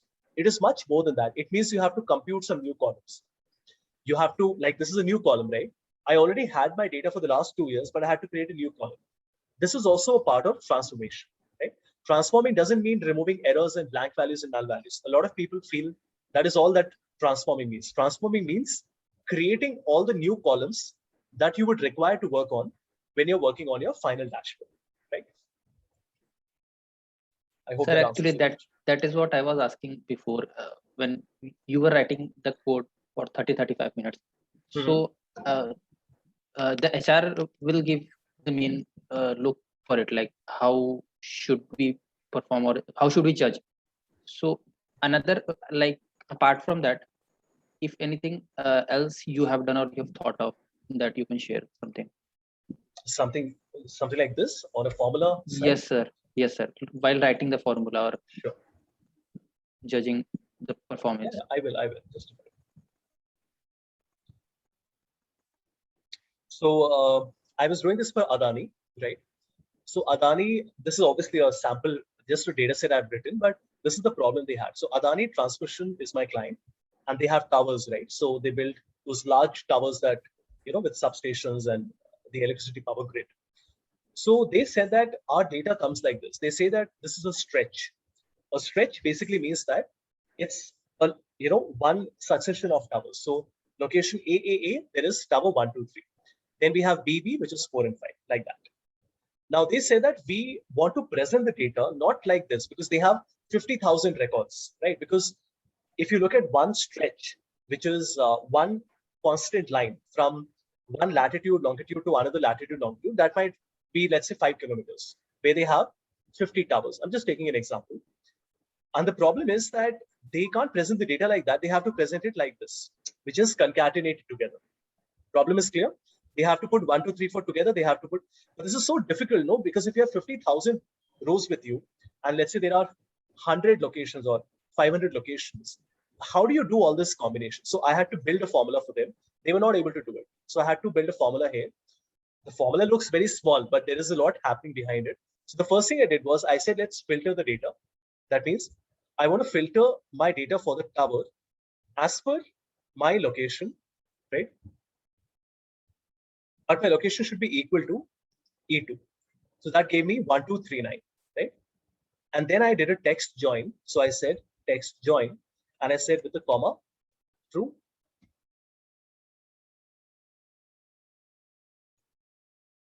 Like this. So first I did a unique, that gave me the unique location, and then I did my tower like this. So sometimes what happens is that once you're building a tower line, you're stringing it, you realize that no, actually 4 should have come in A, in the A location. So you just make it A, and you notice it is shifting here, like this. Do you see this? Does it make sense? So see, this is the point. Functions, all of us know. Other people also know the, don't you feel the engineer said Adani don't know functions like text join and filter? Of course they do. It's about building the formula. It's about putting functions together in the most efficient manner possible, right? That's why I get hired, no, to write these things. Like I think I showed you this date and time calculation as well. So you can notice here that they have this problem. They said, we want to find the difference between the in and the out time, right? So I had to, the formula is just one minus the other, but then I had to build this custom format for them like this, right? That gave them the result they wanted. They did not know how to do it. Like this, there are thousands of things in Excel. So if you say, but at what point will I learn everything? It's ridiculous to say that, right? I still keep on learning new things. More and more features get added literally every 15 days. So it's a constant journey, right? Where you say that, okay, you keep on learning, enhancing your learning. Every time I work, I learn something better, I learn something new. I keep on improving my old ways of working. And there are new features that I have to constantly adapt to, right? I hope that helps, right? To give you a different perspective. Good. One final question before we go back to Power BI.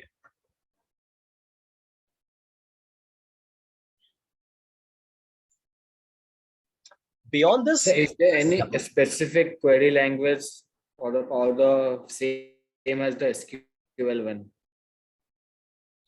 a language similar to SQL.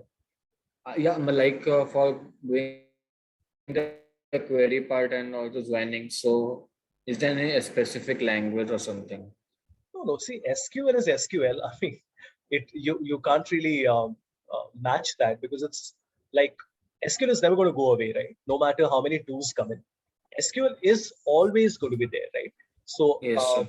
and there are of course different types of SQL here, but Nice. you do have other ways of doing data ETL and data prepping now. Power Query is one. In fact, the reason Power Query came up, so Microsoft also has SQL, right? So for example, let me just show you. Oh, FYI, you have your SQL session today, right? So you can ask this question to Anubhav as well. 8:30 to 9:30, he'll be doing a 1 hour session on SQL. Don't worry, he will be telling you how to do it with him. So he'll be sharing it, we'll be doing it on the cloud, right? So you don't need to install anything. So for example, right now, when I show you my database,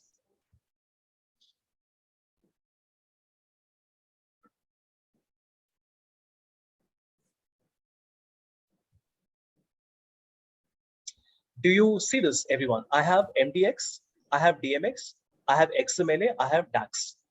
DAX, the same thing that we did on Power BI, is here in SQL as well, right? So right now I'm working on SQL Server Management Studio. Then you have other, so you have Transact SQL. The basics remain the same for the structured query language. And also SQL can also be written in other platforms, right? So for example, in Excel, I can also write SQL, even though that's very complex to do. So if you want to write SQL in Excel, you can do that, right? It is possible to connect Excel to SQL, but you have other tools like one is called 9, right? I really won't get into details now. It's a data analytics platform. 9 basically allows you to do that part of the process, which is much more visual than SQL. See, SQL looks very complex. It is, right? When you're building large queries, you just have to write lines of code. 9, on the other hand, has this visual, they call it nodes. So you can connect different nodes together and you'll be able to work with it. And there are more than 2,500 nodes available on it. I have an introductory course on 9 as well, which I've shared with you on the Teachable account. You will already have a course on 9. This one, the last course which is there, I think it's a 1 or 2 hour course, Introduction to 9. It's a free tool. 9 is getting popular very fast. This is a free tool. They have a paid version as well. This does everything. It does ETL, AI, ML, Auto ML, everything can happen. For a paid tool, a lot of firms work with Alteryx, but Alteryx is very expensive. Alteryx is about 2 lakhs for one user per year. So if you have 5 people working on it, you're spending 10 lakhs per year. So it's a very costly tool. Alteryx also has the same concept. It's called the Alteryx Designer, which allows you to connect nodes together. It's the same thing. What you're doing in SQL, join, remove, add, subtract, all of that can be done in Alteryx as well, like this. So they're alternatives. Nothing is a replacement for SQL. SQL will, like I said, always be there. But there are many organizations that now say that I am able to do most of my work, which I used to do on SQL, on Power BI. So I did a training a couple of years back, 2017 or 2018, with DDB Mudra, right? Just sharing my experience with you. DDB Mudra, those of you don't know, is one of the largest, most popular, maybe not the largest, advertising firms in the world, right? The DDB Mudra. Mica, right? Mica is a part of the same parent, right? And so I was doing a training for them in Ahmedabad, and it was just for the SQL team. These were guys who were working on SQL for 15 years. And I started showing them Power Query, and they were all smiling and laughing. They were saying, Havish, if I have to do the same thing in SQL, right? These 7-10 steps, it is going to take me 20 minutes. I can do the same thing in 5 minutes on Power Query, which is so cool because I also did not expect it. They also did not expect it. Again, I'm not trying to tell you that Power Query is a replacement for SQL. Absolutely not. SQL is still the big daddy. It is more complex and more robust. But for most users, Power Query is enough. It's more inviting. It's easier to learn. It's easier to work with, right? For most users. But of course, for certain tasks, for more complex querying, SQL will still always be required. It is not going to go away anywhere. When you have that session with Sanjay, he's going to also share the same thing with you, that learning SQL is a must if you want to pursue a career in data, right? Like for me, SQL is not important because I work in data visualizing. I work in as a consultant. For me, SQL is not really important, but I still work on it. As you saw, I still have a very high level overview because if I'm sitting in a meeting with other functions being there, and if the IT team is talking to me about something, I should at least understand what he's saying. No, if he or she is saying something and I don't even know what it means, then that's not correct. So I need to have a, like I told you earlier as well, a shallow level of understanding of SQL is what I have. I also want to learn more of SQL. In fact, very recently I purchased a book on SQL. Haven't had the chance to read it, right?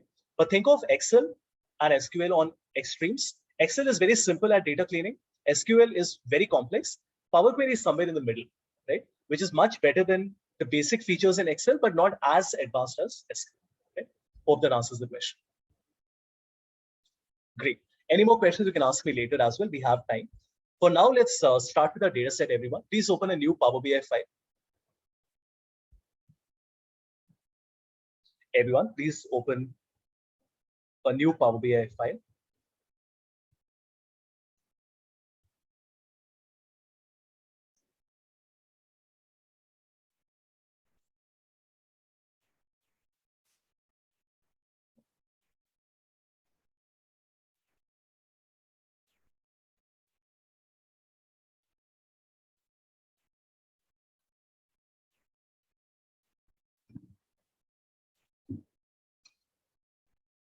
All good?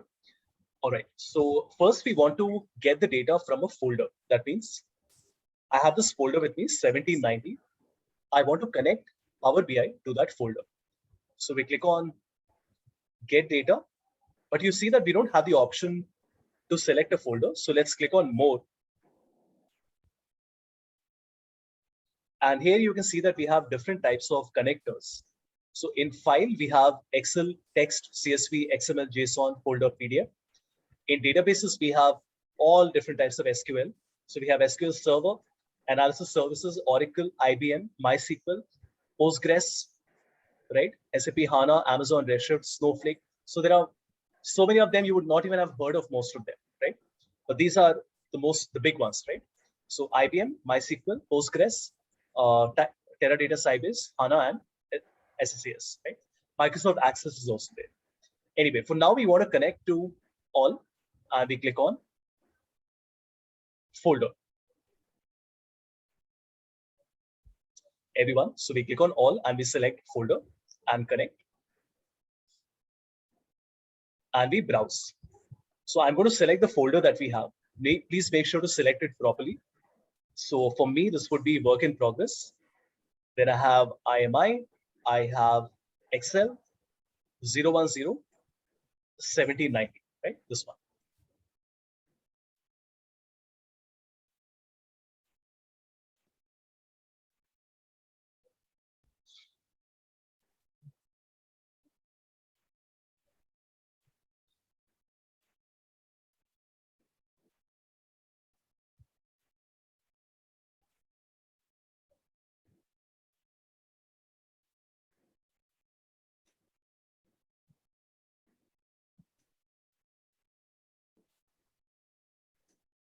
Right? So we select the folder, and the first thing it does is it shows me how many files are there in that folder. So when I click on OK, it shows me that there are 3 files in that folder, 17, 18, and 19. What do we want to do now? Do we want to load it? No. Combine. Because I don't want to load it separately, right? I want to combine it. Now, in combine also, there are 2 buttons. One is combine and transform. The other is combine and load. What is the difference? It's a very small difference. If you click on combine and load, it will not take you to Power Query. It will simply load the data automatically and show you the result output. But I want to see how it is being combined, no? Because I want to make some other changes to it, possibly. So I will select the first option, which is combine and transform. The final step is it will ask me which sheet do I want to select. Now, in our data, we only have one sheet with us right now. We select that and we click on OK. After you have done this, a new window will open up, but you will have to press Alt Tab because this window opens in the background like this. And this, everybody, is your first look at Power Query, right? It's called the Power Query Editor. Power Query uses a completely different language. It is not Excel. It is not DAX. It is not SQL. It is completely different. It is a language called M, just the letter M, M query.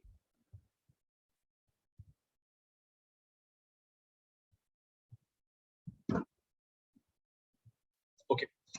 I'm not going to get into details right now because we don't have that amount of time. Explaining to you Power Query is in itself a 4-hour training, right? But all of this is covered in my course. I have the course on Power BI, which covers this, and I have a specific course on Power Query also, right? It's a 3-hour course that explains all of these things in detail.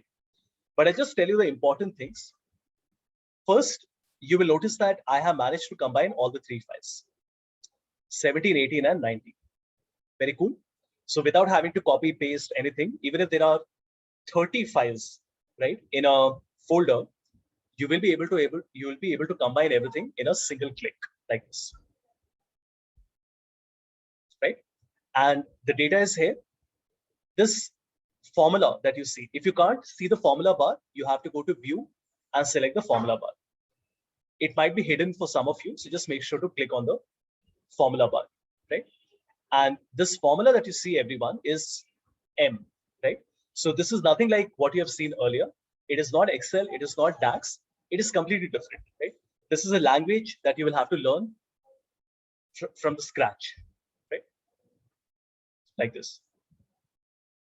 And all these 7 steps that you see on the right side, these are the steps that have allowed me to take the data from the source, and step by step, I have been able to get the final output like this. The explanation, like I said, has been given in the course, right? I will not get into that right now. Any questions, anyone?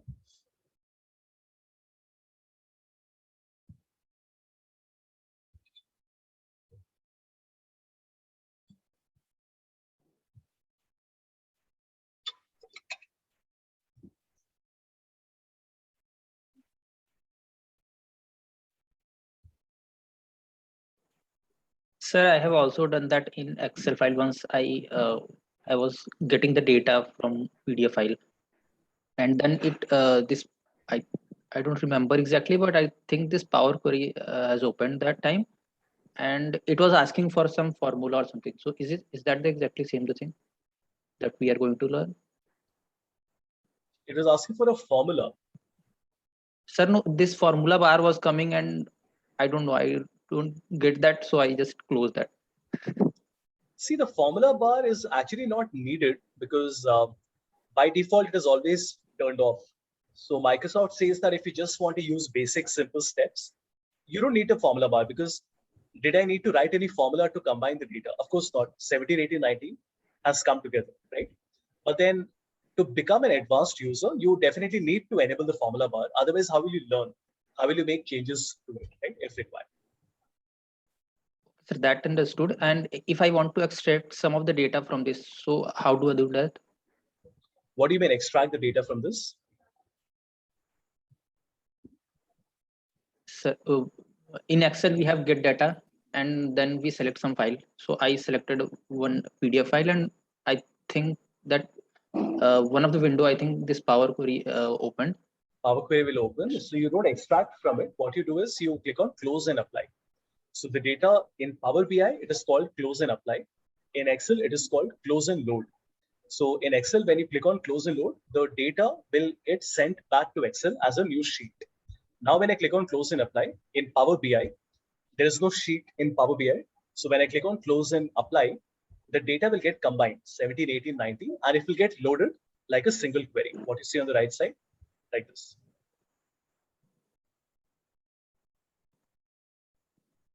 Okay, sir. Right. I will try that once more. Yeah, you try that. If you have any problem, you can discuss with me in the next session. Okay, but the question is, right now, what is the total sales that we are getting? We are getting, if you notice, 384.45 thousand, right?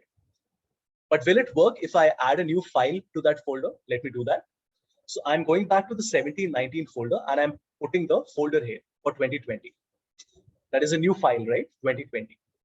If I come back and I click on refresh, you notice that it automatically changes. How cool is that?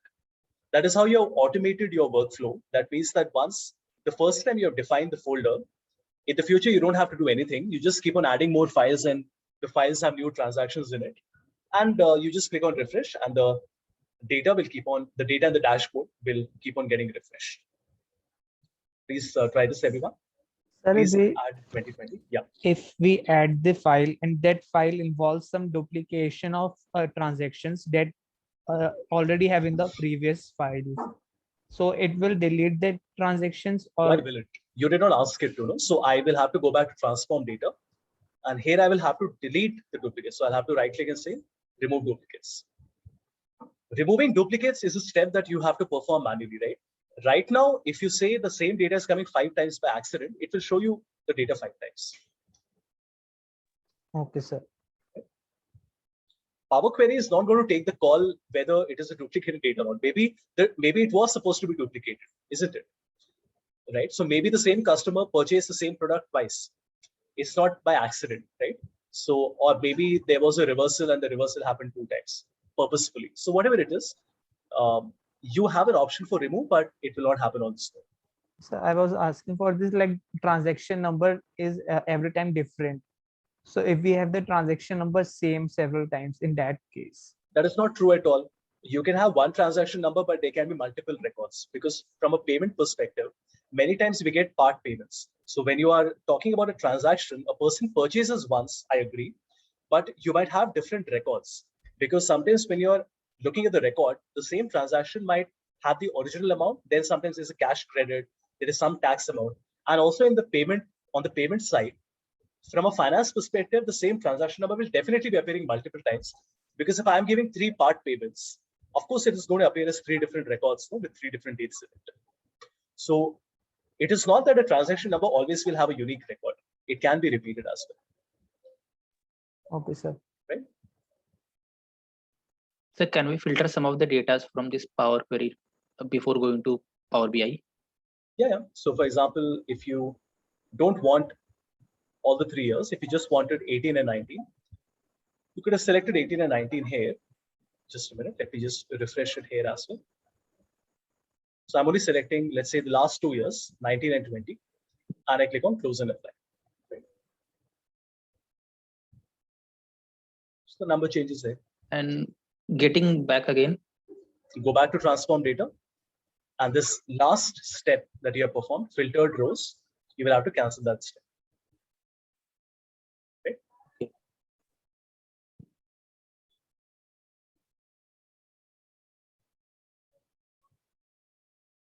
Right. What else? So how did you add 2020 file? I just put it in the same folder, no? Like this. In the 1719 folder, right, where there were 3 files, I just copied that folder and put it here. You can copy the file also, or you can copy the entire folder in it. Same thing. Okay. So how you get the Power BI as like the slicer part in this case? What slicer? There is no slicer. Like the slicer, I'm not saying like the sales part, Power BI. This number that Yeah, you are yes, saying, sir. Yes. the card. I've created a card. Right? I'm not getting any field in it. So. field. You will click on the card, see. No. I am saying I'm not getting this field part where 2017 to 2019.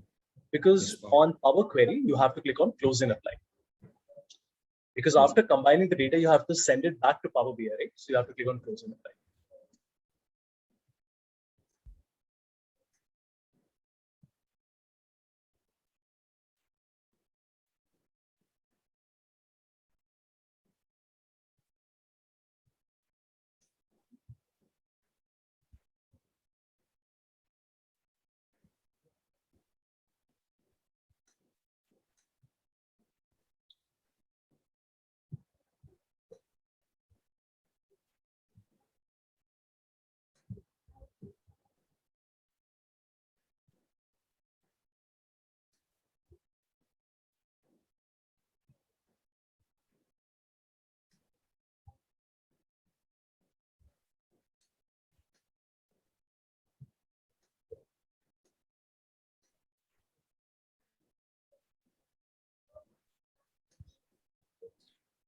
On closing and applying, the Power Query data has been closed. Then how to again reopen it?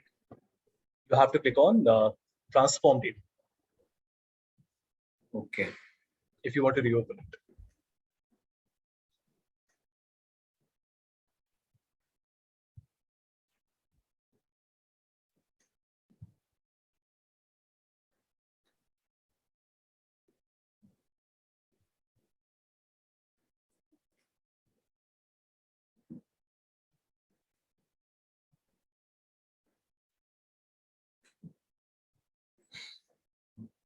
Good. What else?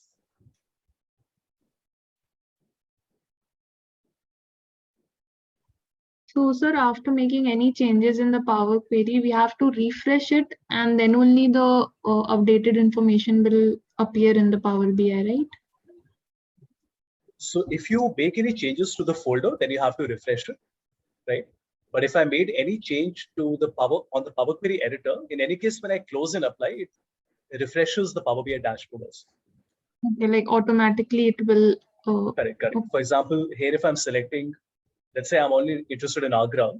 So if I'm only selecting Agra here and I click on close and apply, it will automatically refresh my Power BI dashboard as well, like it is doing right now. Okay.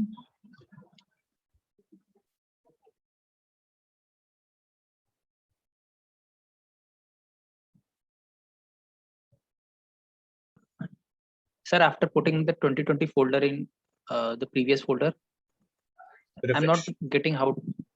No, sir. After refresh, sir, just click on transform data. One moment. Let me close my Power Query editor. Yeah. Okay. Transform data. Click on refresh here also. It will show you 4 files.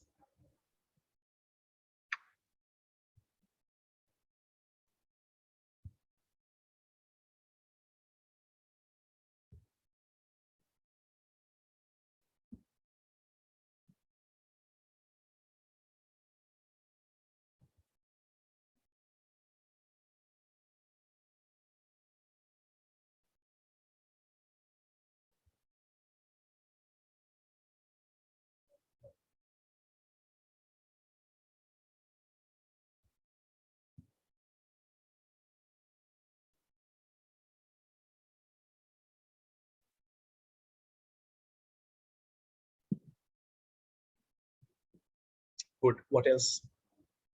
Sir, what is parameter doing thing here? I mean, what significance does parameter have in this Power BI? These are some of the most advanced topics in Power Query. So I will not be able to do justice to it in 5 minutes or even in 1 hour. These are things that we cover in advanced trainings, right, on Power Query. So explaining just how, for example, we have a function here, right? So we're using a parameter, right, to be able to choose our sample file. We're choosing an object, right? We were promoting the headers. After that, this is where we choose the sample file. So we have an index number of 0, which means we're choosing the first file in that folder. And then finally, the data comes from only one file, which is like this. So we are using a parameter to take our data And then I have to explain to you how these steps are working, right? So here in our custom function, we are taking the content from that file.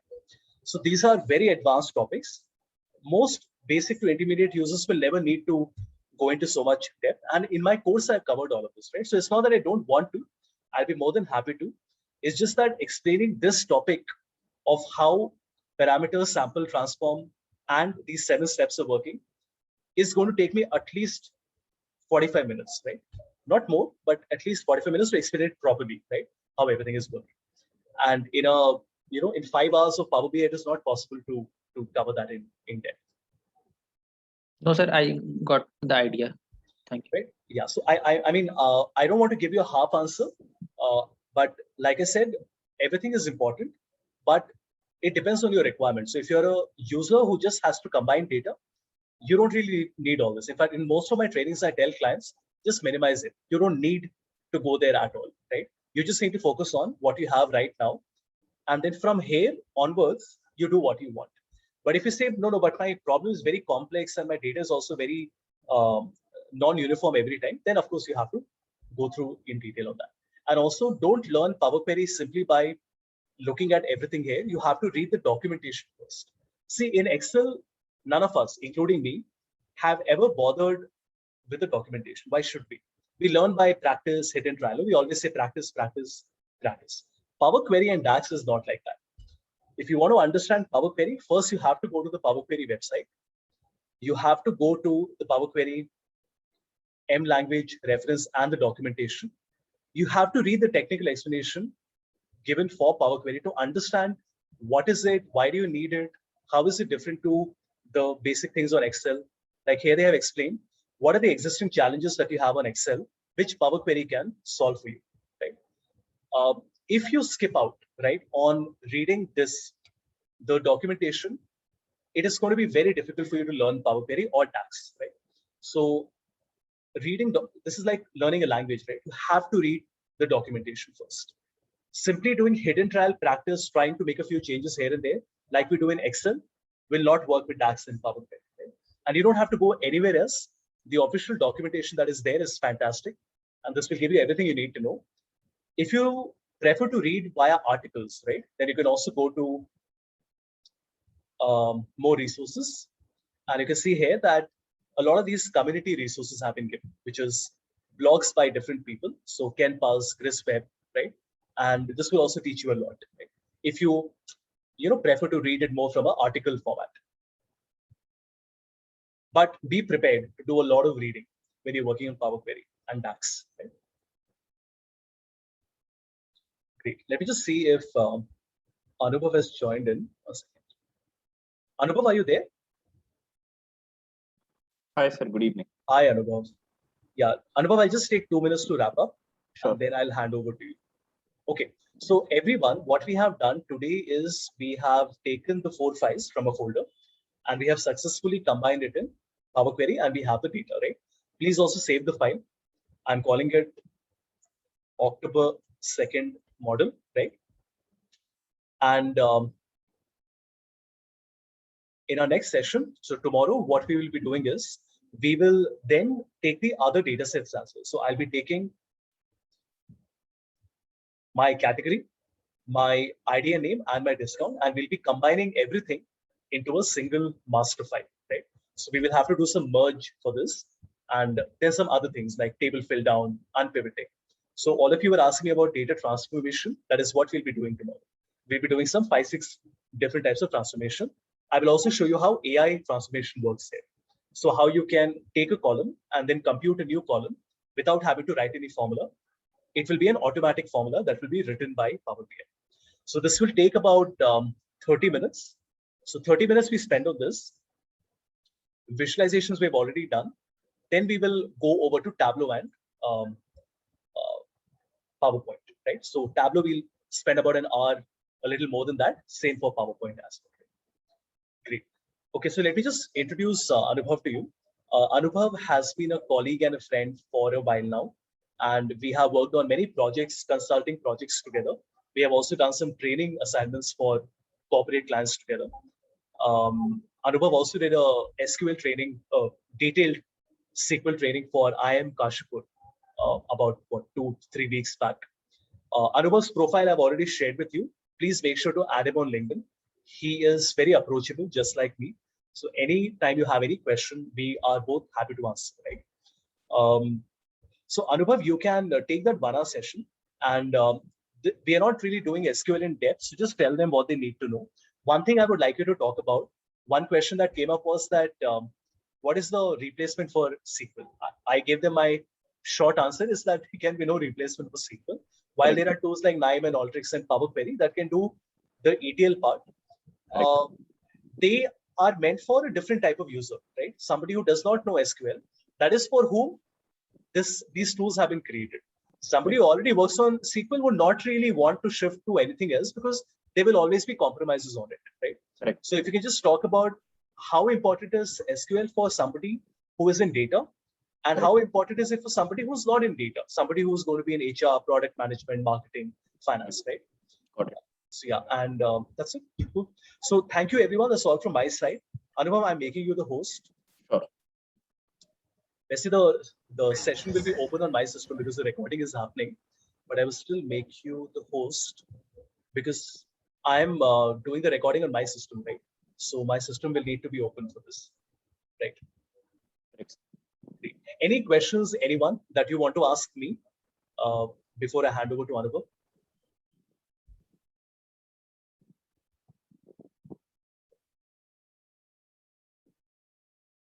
Nothing for now? All right, great. Perfect. Thank you, everyone. I will, so we're having the session tomorrow, right? Tomorrow. So we do a 3-hour session tomorrow as well. Or if you want to split it, I'm okay with that. If you want to do 2 hours tomorrow and then do 1 hour after a day, I'm okay with that also. That you let me know, right? So from Monday, we'll be having our SIPs. So I have no problem. You want to do 3 hours tomorrow? 3 hours is left, right? We can do that tomorrow. If you want to break it and do the 1 hour after a couple of days, I'm okay with that as well. Just decide amongst yourself and let me know on the group, right? I'll block my calendar accordingly. Great. So thanks, everyone. I will see you tomorrow for the session. Right? Bye-bye. Thank you, sir. Thank you. Thank you. Yeah, so can we start?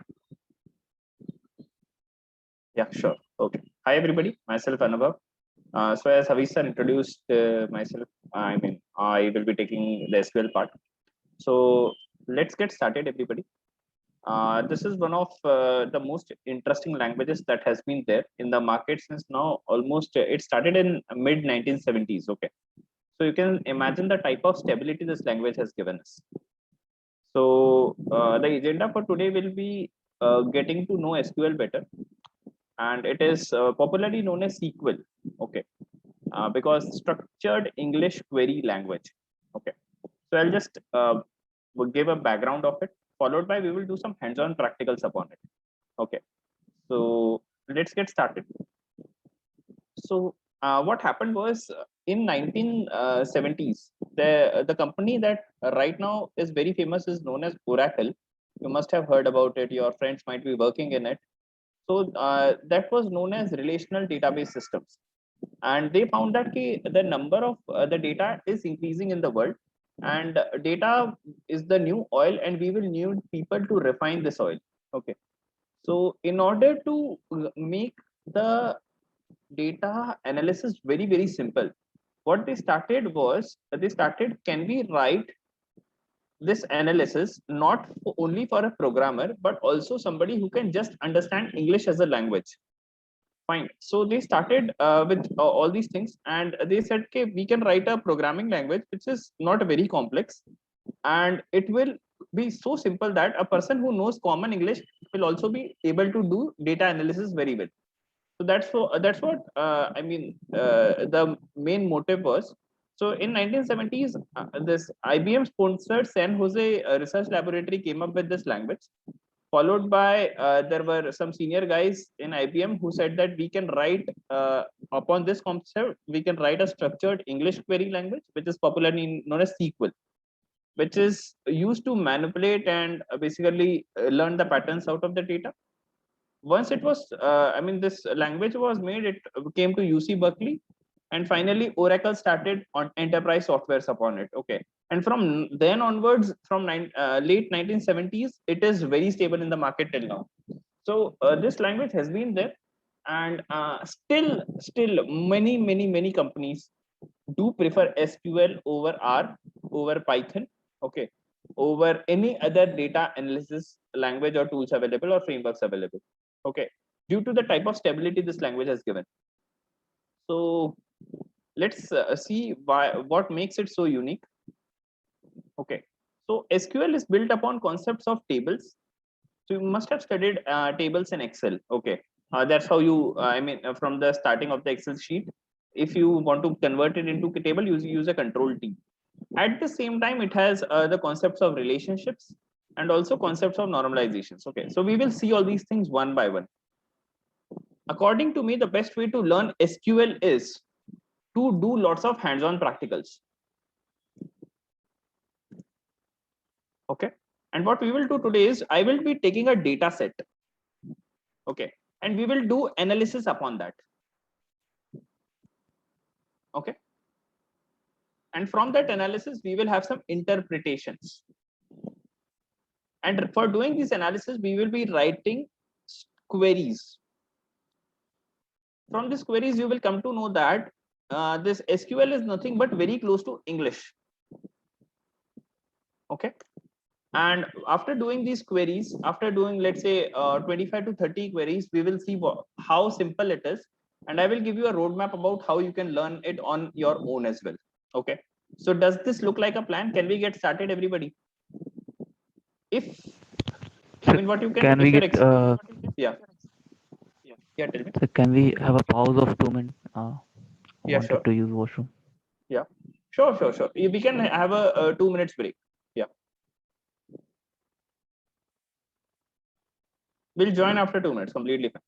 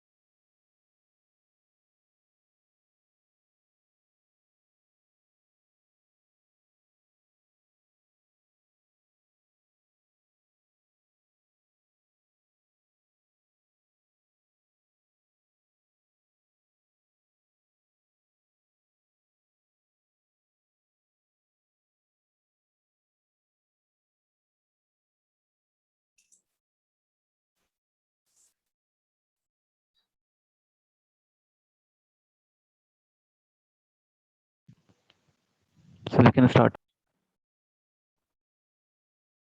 Okay, fine. So if you guys are ready and want me to start, just give me 100 in the chat. I'm waiting for your responses. Okay, fine. That's great. Kushi, Soresh, Shaswat, Sejal. Fine. Okay. Awesome. Fine. Great. What we will do is you have to go to a specific website which is known as extends class. Okay, so let's go over there. I want everybody to open this website.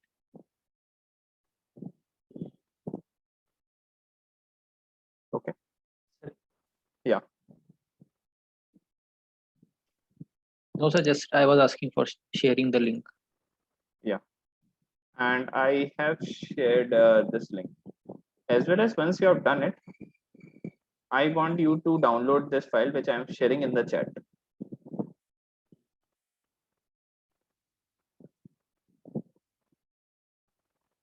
So this file is approximately 30 MBs. I want you to download this file.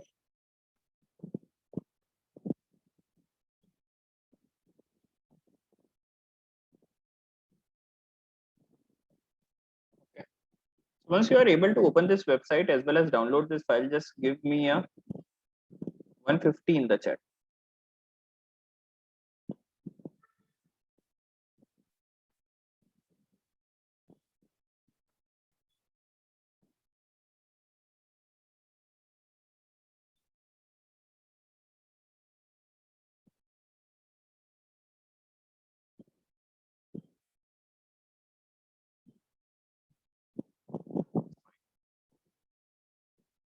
That's very nice. That's very nice, Suresh.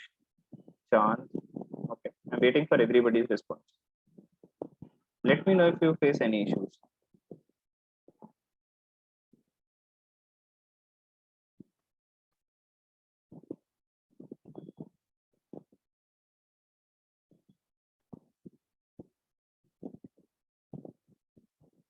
Okay, fine. Now what you need to do is you need to import the database that I have sent you. So just click upon database file. Okay, because inside this database there will be many tables.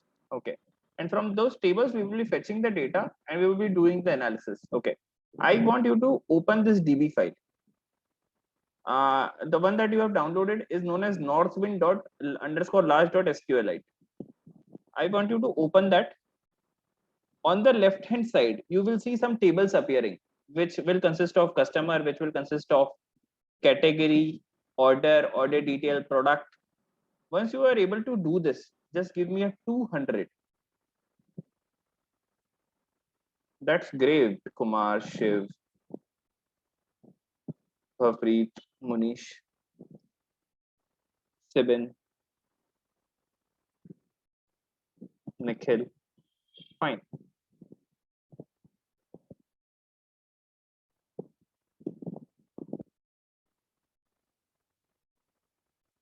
Okay, Disha. Fine. If you are able to do this, I want you to view these tables once. Okay, just click upon one of them. Let's say if you're opening employee. Okay, so you should be able to see employee. All these are the records. Fine. At the same time, you should be able to see shipper. You should be able to see supplier.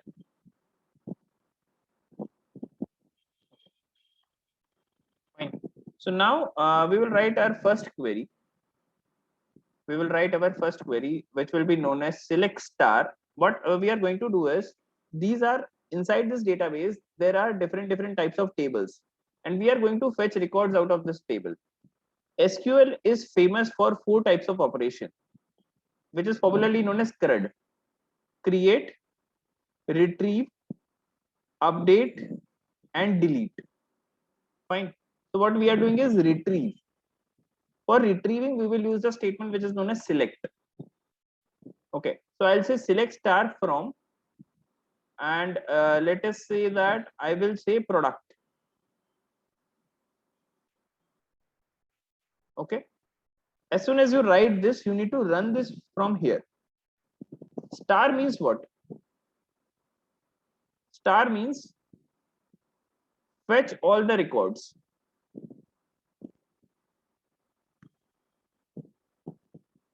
Fetch all the records from the table which is known as product.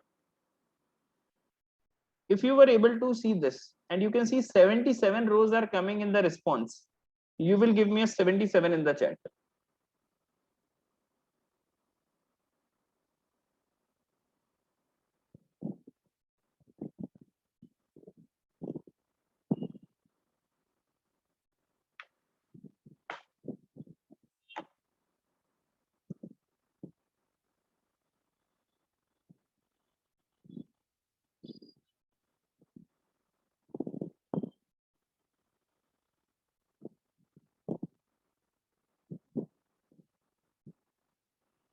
Okay. Fine. Any questions, any doubts are most welcome. Okay, fine. Now what we will do is, I want you to open the customer also. Let's say customer over here. So select star from customer. Okay.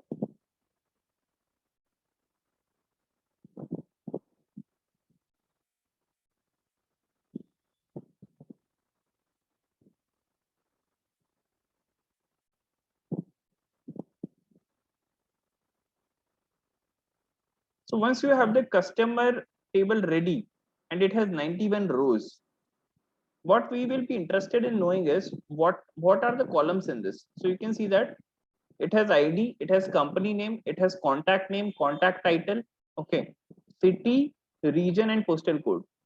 You can see there are cities from Berlin, Mexico. Okay, so this is basically a database of I mean a Mexican restaurant. Okay, and we are basically going across all these things. So you can see Sao Paulo, London, Graz. Okay, but you at the same time you can also see there is repetition.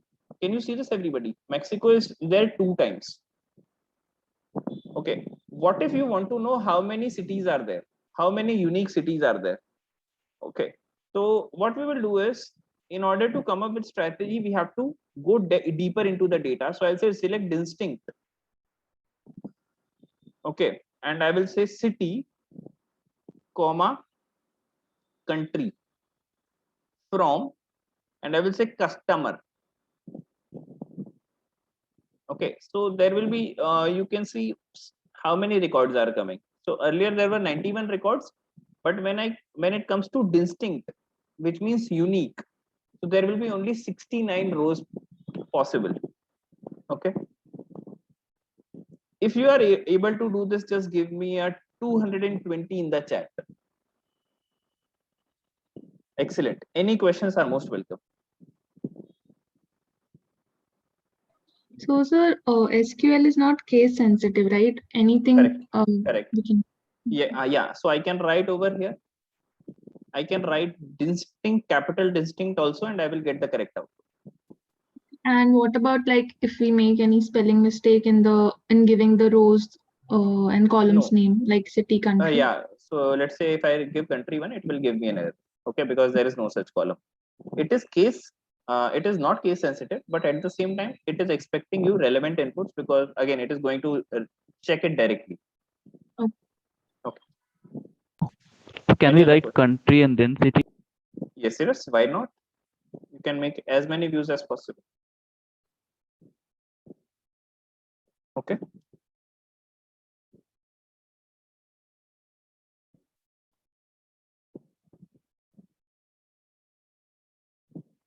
Any other questions? So what I want you to do is, you can make your notes like this. You can open Notepad at the same time, and for your records, you can basically have queries noted like this. Okay.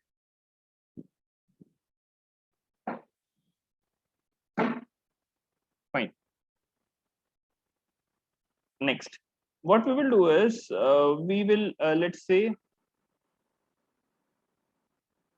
again go inside the product table. Okay, so there are 77 rows. Can you see there is something known as unit price? There is something known as unit price. Okay. Now from this unit price, what we want to do is we need to let's say give 20% discount about every unit price. 20% discount we have to give. So how should we give it? Let us see. It can be given like this. Okay. So select unit price, and what we will do is we will add another column. Okay, and we will say 0.80 into unit price.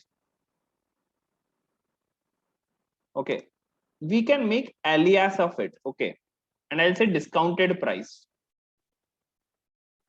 Okay, once we have done it, we'll say from product.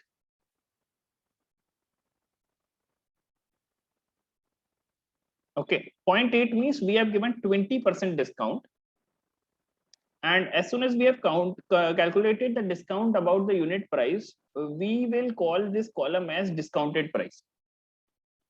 Okay. And from product. If you got this thing, this operation is known as LES. That means I am giving a nickname to a newly created column. If you have understood this, just give me a 250. I want you to try this.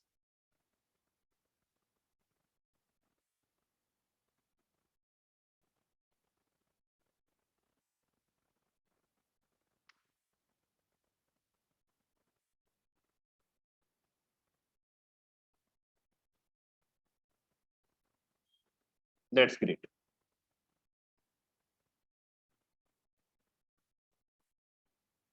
Fine. What we will do next is we will find out a table which is consisting of only those values in which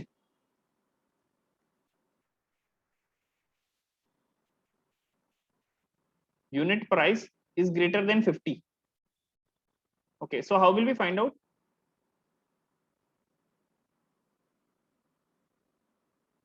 There is an operator which is known as where. What where does is it will give you, I mean, a new functionality in which you can check for a column with the relevant condition. Okay, so select star if you are interested in finding out all the columns which have a unit price of greater than 50. So you will say select star from product where the condition is unit price should be greater than 50. Can you see earlier there were 71 rows, right now only 7 rows. Are you getting this?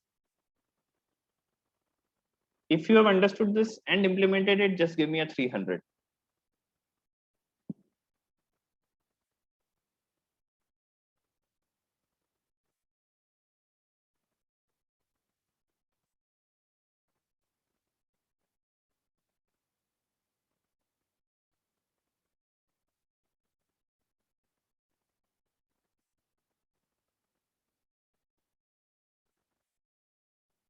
Great. What we will do is out of this, we will create a new table. So I can say create table and I will say IMI analysis and I will give it as. Okay, as, and I will say select star from product where unit price is greater than 50.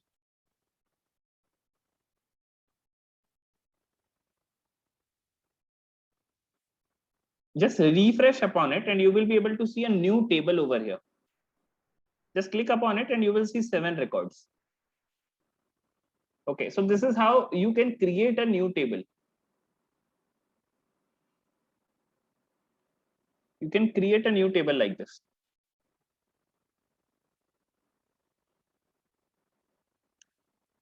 This is the refresh button. So if you are able to do this, just give me a create.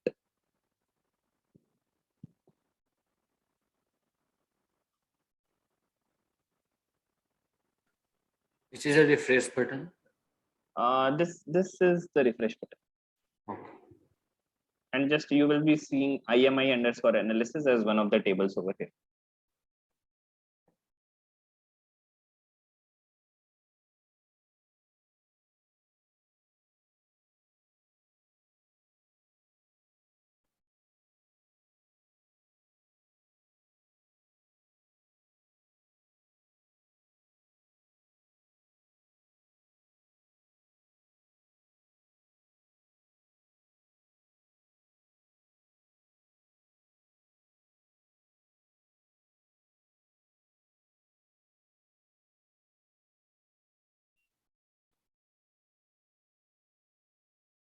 Okay, fine. Can you see this? When you do a select star from product,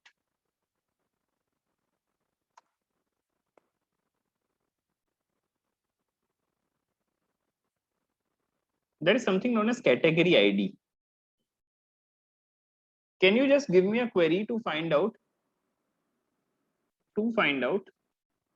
if the all the elements which are belonging to category ID 3 all the records which are having category ID 3. Can somebody give me a query? I mean, I want all of you to do this. You can just give your answer in the chat. So how do we write comments in SQL? Normally, this editor you can write by using hash. Okay. Select query. How many? 4 hashes. No, single hash is also fine. Okay, sir.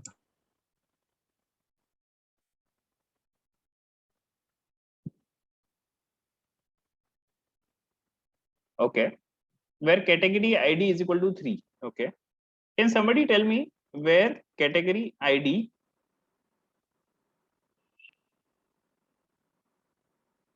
okay, fine.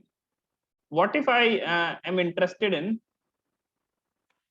I think it's not allowing hashes. Fine.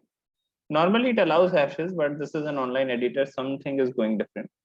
Okay, so category Yes, ID is sir, equal what about it? yeah, fine. I will tell you. I mean, I'll just find it out quickly. But select star from product where category ID equal to 3. Absolutely correct and a great work by all of you, Shivam, Adarsh, Nikhil, Chand, everybody. Good work. Okay. What if I have to add if category ID can be 3 also and 4 also? So how will we add? We can say category ID equal to 4. Okay, so this is known as an OR operator. I can say that category ID equal to 3 or category ID equal to 4. Like this also we can say.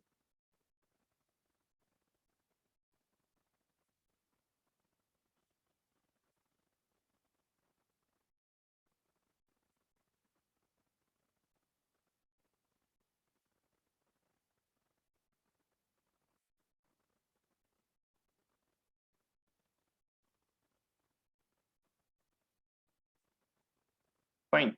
So if you have Sir, got it, yeah, tell me. in case there is a huge range of category ID, say 1 to 100, then it will be a difficult task to write. Yeah. So all that's the functions. next illustration I am going to show you. So it can be like this also. You can give at most 3, 5. After that, so what we can do is where category ID in, and you can say 1, 2, 3, 4. Are you getting this? Like this also you can say. If there are multiple things, now you can use the in operator. So guys, I want you to first of all give me a confirmation if you have understood OR and you have tried OR also. So just give me an OR in the chat. And once you have tried OR, okay, and implemented it and understood it, after that I want you to try the in part.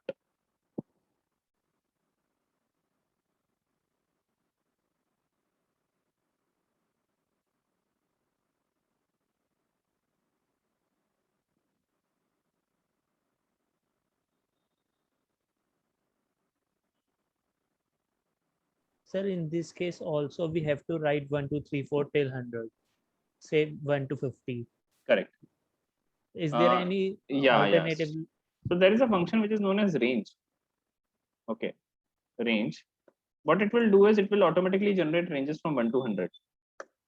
Okay, and what you can do is after that you can store it in a variable which is let's say IDs is equal to, and you can say from where category ID in, and you can say IDs.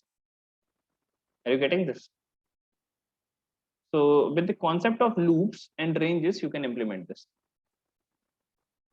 Okay. I will not be covering it because that might be a bit out of scope, but I am just giving you the answer. Okay. Any did I answer it or any questions? Yes, sir, I got it. So will it create Sir, a new range is not variable under working. table? What? Sir, range is not working. No. I mean, it will not work like this. For the, I mean, SQL ranges, there is a different syntax. Okay. So right now we are focusing upon CRUD. So I will not be going inside it. I will show it to you if we have some spare time. Okay. Okay, sir. Yeah. Fine. So the syntax is by using for loops, or by using range function and storing it in the variable. There is a procedure for it, as well. I'll tell it to you later. Okay. Yeah. Any questions in till in part in anything? Sir, what is the use of space in this space bar, or we can use it as No. per our convenience? No, it is for legibility. Legibility. At the same time, the syntax says that after every statement and after every operator, there should be at least one spacebar. Okay, there should be at least one spacebar. Okay, sir. So, but it still work if we didn't give space after select and star. There isn't a space between select and star. Where? It's still working for me. Oh, so it is automatically identify the keyword. Okay, but does it work over here? No, it will give you an error. Okay, select and star both are keywords or operators. So in that case, the language is able to parse it. But if anything outside is from, let's say, product. Product is not a keyword. Keyword means the word of the language. Okay. Okay, sir. Yeah.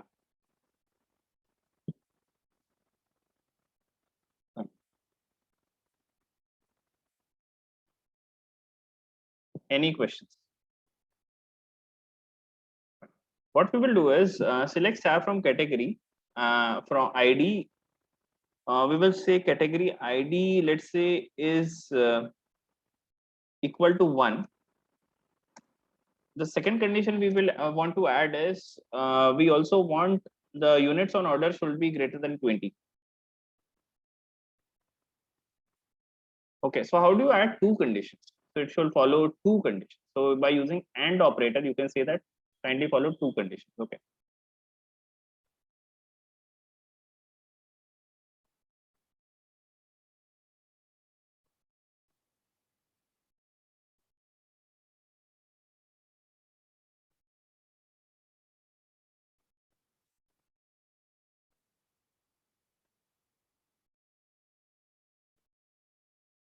Okay.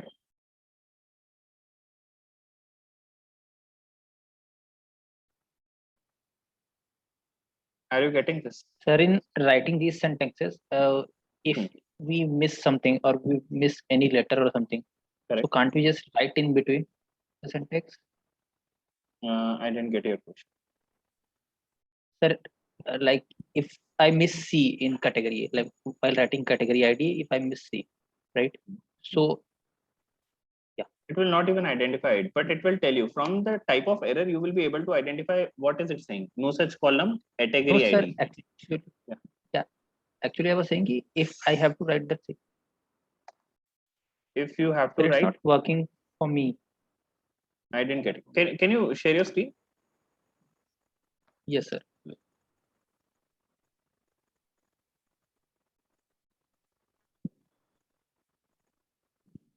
Select star from product where? Okay, product. Sir, Yeah. R has gone. O has No, gone. you are in the Like insert mode. Insert mode. You are in the insert mode, I think. Can you just make your keyboard in the keyboard? Your insert mode is on, I think.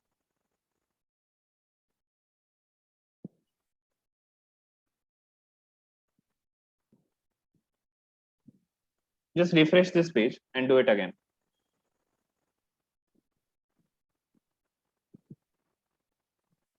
Fine. Just load the database. Will need to load the database again.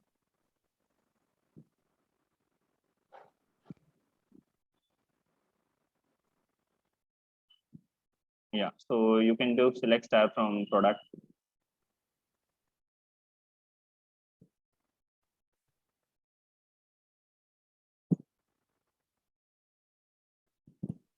Yeah. Okay. 77 rows. Tell me. After this. yes, and now it's working. Okay. At that time, it wasn't working. Sure. Thank you, sir. Okay.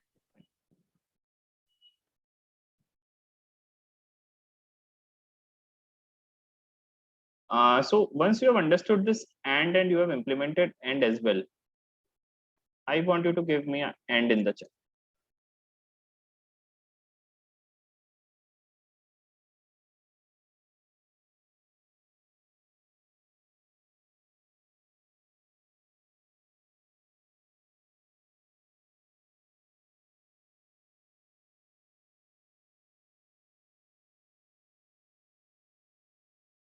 Next. Just do select star from product. There are 77 rows where you can say unit price between, let us say you want all the records which are having unit price in between 30 to 50. Okay. So you will say between 30 and 50.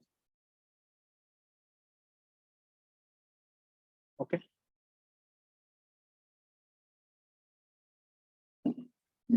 $30 and $50. Are you getting this? So between is a very important operator, which is going to help you out in finding out if there are any ranges that you want to analyze upon. So you can see now how close is this language to English. Okay, so a person who understands English can understand SQL and can start writing queries.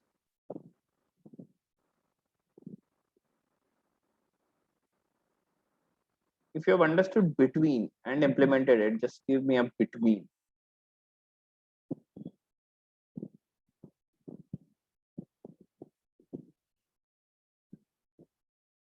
So, sir, we can also use this for category ID now. For instead of range, we can say in between. So category ID is just tell me, is it category ID is representing a commodity or this is again domain based question. Category ID is representing a quantity or it is representing a category? Category. So between is highly used for quantities. Are you getting it? Something which is 30 to 50. Category IDs, whenever they are grouped according to categories, try to use N. Okay. And if you want to use it, you can use, but you should be thorough that let's say category ID is following a pattern which is only in numbers, because many times IDs are a combination of alphanumeric. Okay, so let us say if the category ID is something like this, rice 1 2. Okay, in this you cannot use between. You can use it only when it is of a numeric type. Yes, sir. Okay, fine. Next. Now what we will use is we will use the query, the concept of subqueries. That means output of one query goes as an input to another query. Fine. So I'll just tell you a very simple question. What if you want records of all the category ID, all the products which have category ID as 1 and units in stock as 30? You require only IDs of that. Category ID as 1 and units in stock as 30. You are interested in only finding the IDs of such stocks. Your manager has asked you to do something like that. Okay. So what we will do is, yeah, any suggestions are most welcome.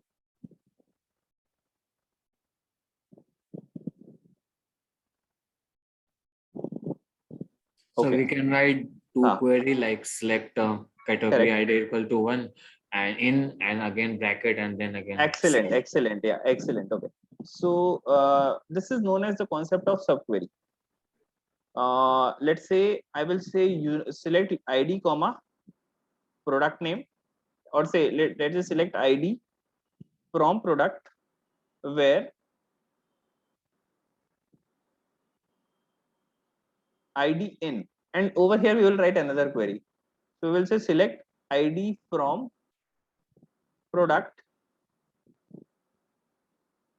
where category ID equal to 1 and units in stock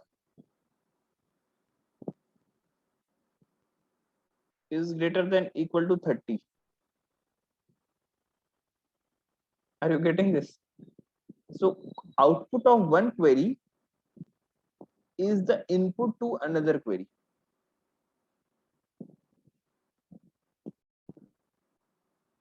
Fine. If you have understood this, these are known as subquery. So you can give me a subquery if you are thorough with this.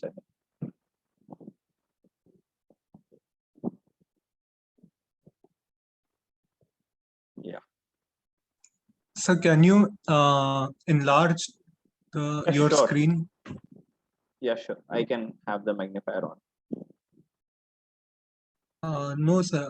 Yeah, yes, sir. That's fine. This is fine.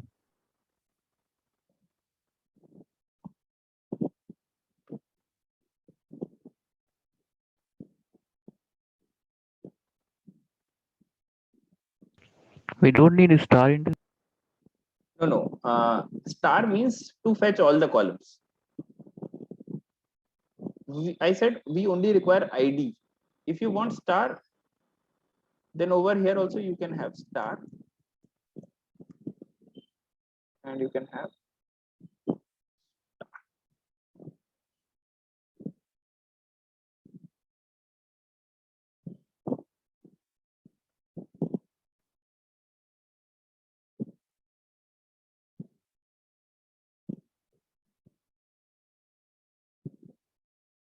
okay.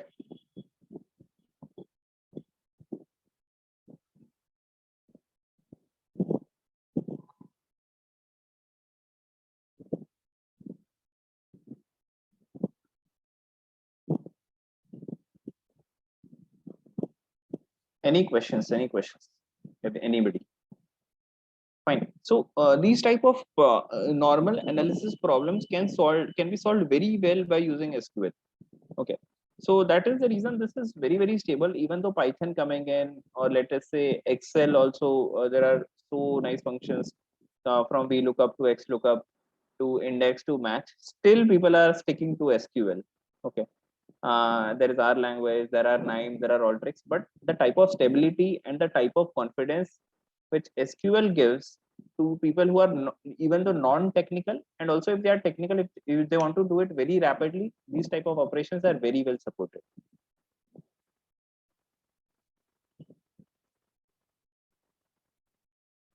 So can we extract this table from the SQL to some other platform? Like we want to present this table we are getting.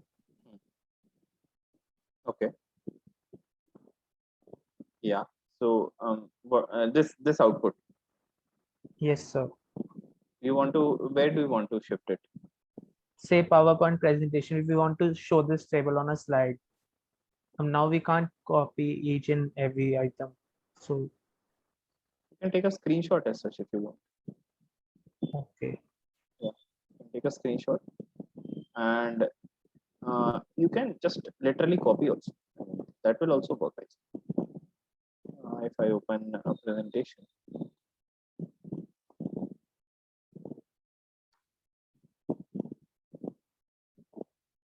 It will work. Are you getting this? Yes, sir. Okay. Any other questions?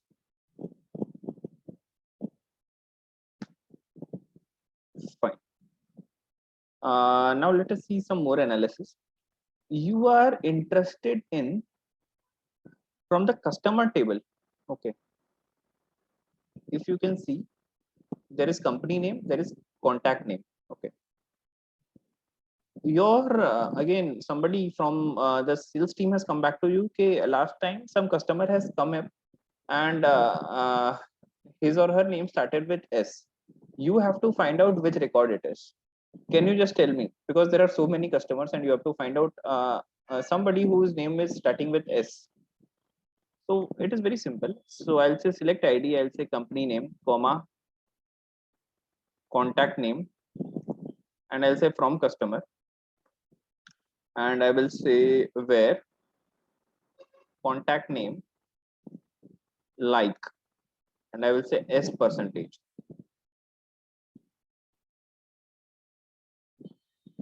Can you see this? So there are only 3 records. So I mean, our analyst always uses these kind of things on daily basis. So I can just tell you. So S percentage, this is known as wild card. Like S percentage means starting with S and followed by n number of characters. So like is used for identifying any wildcards or rejects regular expressions. Fine. I wanted to try this and let me know. If you have implemented this, just give me a like.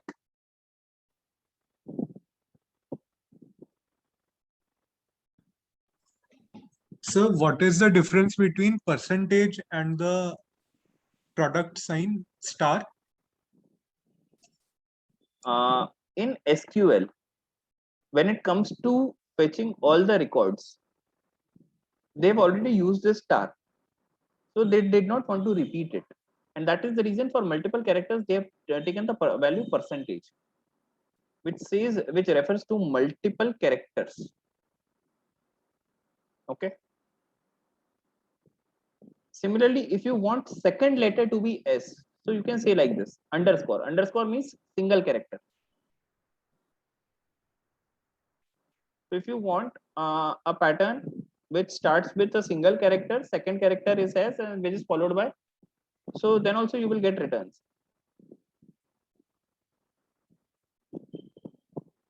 Okay, sir, I understand it. Okay.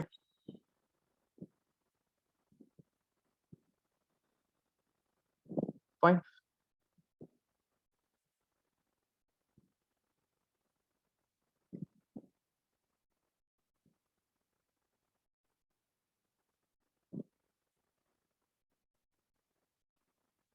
Similarly, you can have a, something which is having S in the string.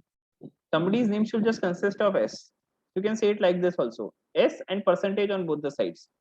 That means S is taken as a substring.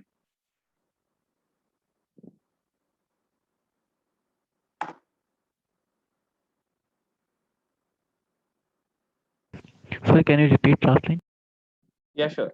If you are interested in finding out the person's name, whose name just consists of S. Okay, so S means S can be anywhere in the string. So this means that it might start with S, or it might have S in the middle as well, or it might have S at the last. So you can, this is the regular expression for that. S should be there inside the string. So percentage on both the side of S. Any questions? I mean, did I answer it? You can let me know. At the same time, if you want only first 5 records, you can do it like this, limit 5.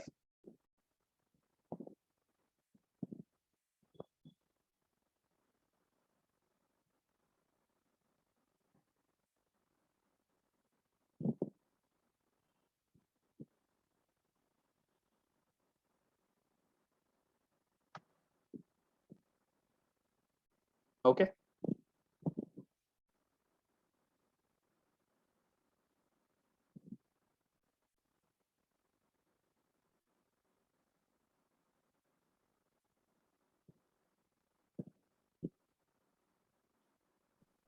With only 1%, what was the result showing? Percentage means something which is starting with S, that means S percentage. Okay. Similarly, if something which is ending with S, okay, you can see it like this. So Maria Enders, Hannah Moose. Okay, all these people's name end with S. So I said percentage S, and I want only first 5 records. So limit 5. Are you getting it? Okay, if we put percentage sign after S, then the starting letter will be counted, right? Correct.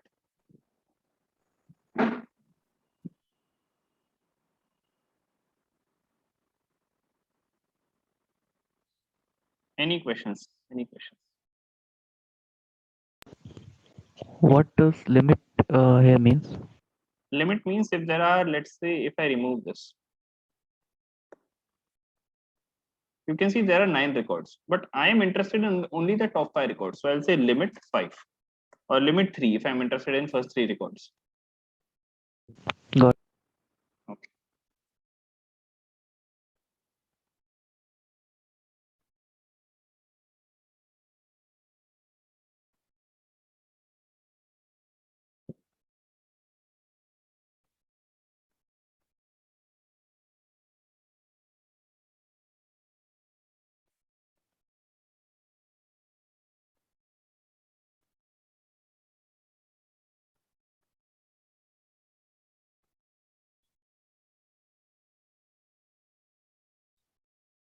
Okay. So I will now again do select star from product.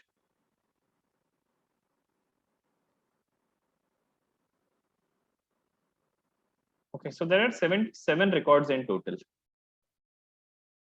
Okay, now let us group it upon unit price. Can you see there is unit price? There are repetitions in unit price. Let's say multiple people have same unit price. So what we will do is we will make groups of them. Okay, and we will say select unit price, comma, count star from product. Okay, and I'm going to make a group of it. So I'll say group by.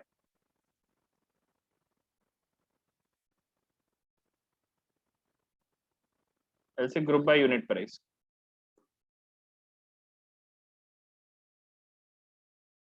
So 2.5 is only one. People having 10 as unit price are 3. 9.5 are 2.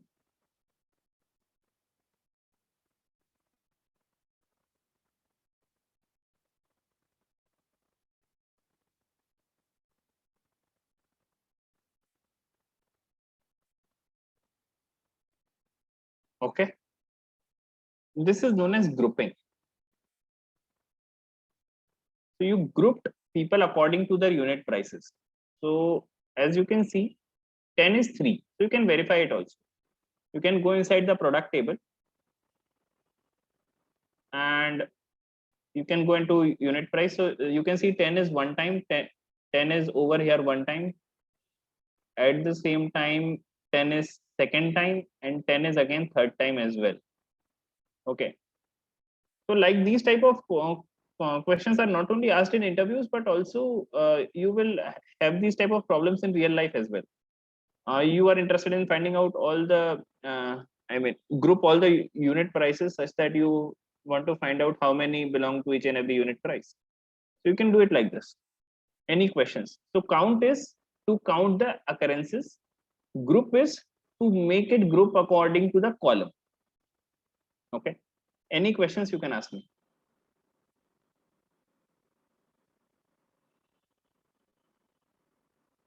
If you're I've understood group, sorry, count, just give me a count in the chat.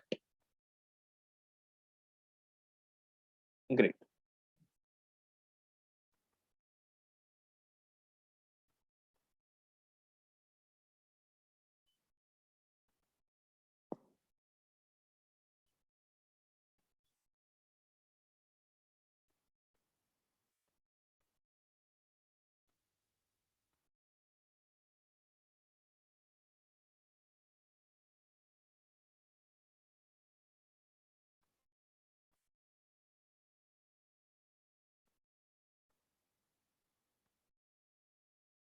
Fine.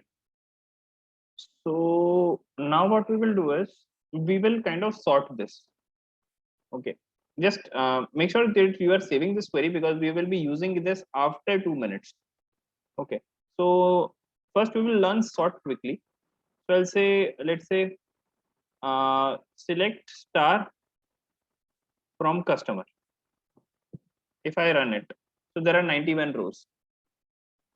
So I'll say distinct and I will say city from customer. So you can see Berlin, Mexico, London, all these things are there. But what if I have to sort them? So what I'll do is I will say order by. Okay, and I will say ASC. Or I will say order by one, that is also working. Okay. Can you see? So it will get sorted. This gets sorted. Okay.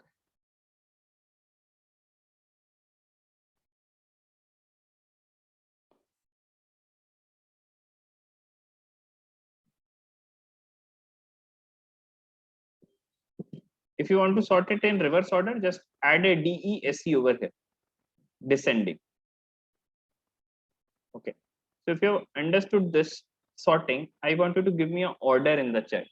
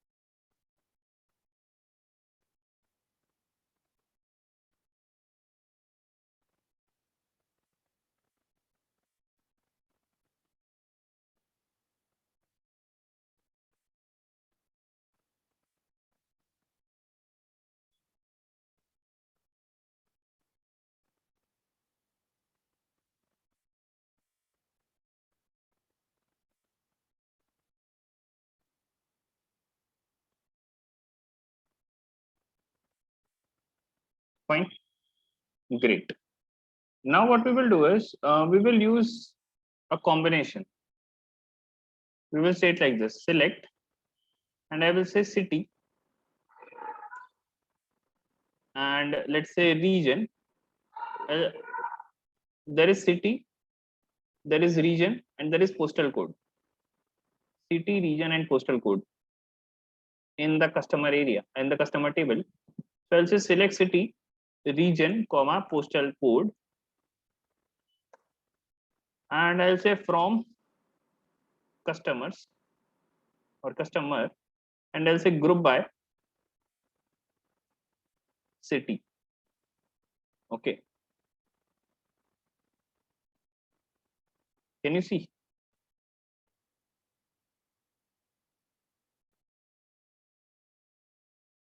Similarly, you can create a group by region and postal code.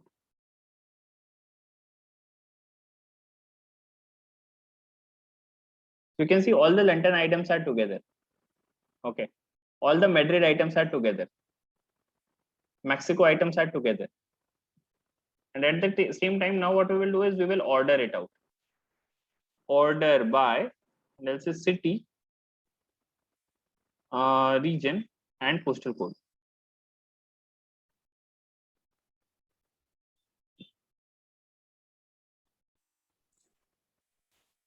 Fine. So when we do group by on alphabetical basis, it will get sorted by Correct. default, right? Correct. Correct. Okay. What is order doing? Order is sorting it. As such, we don't need this. Okay. Because group is already doing it.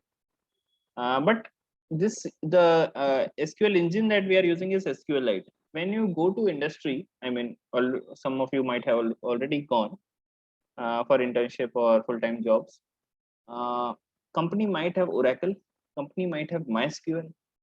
So almost SQL is same, but some syntax differences are there. So Google is your best friend for this. Okay. Or what is the best way is just download this SQL cheat sheet. Okay, for the tool that you are using. Because see, I work with almost 15 vendors sometimes. Okay. And I have to write queries for them, procedures for them, codes for them. So normally I keep this with me because for every Oracle and everything, it is different. So this is the cheat sheet. If I forget something, I refer to this. Okay. So if you want, I can send it to you guys also. Yes, sir. If you can provide in the chat box. Yeah, yeah. Oh, definitely. Fine. Fine.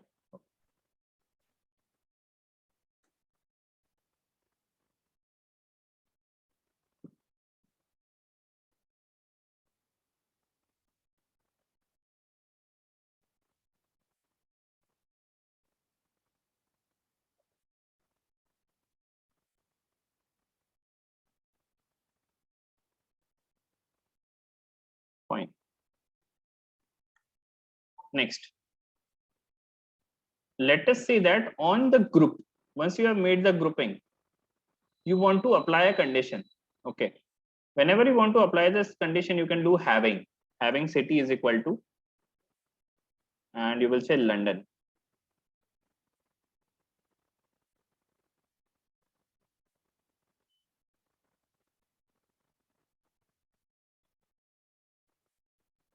Can you see this? All the London records will come.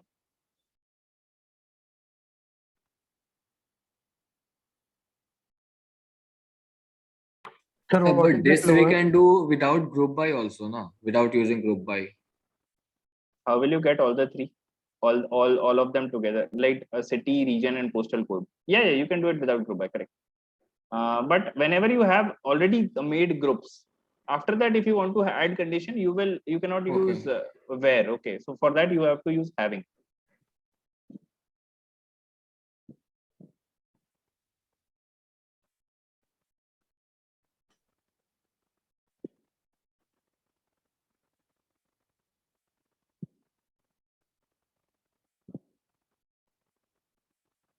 Okay. So if you are good with this, I wanted to give me a having.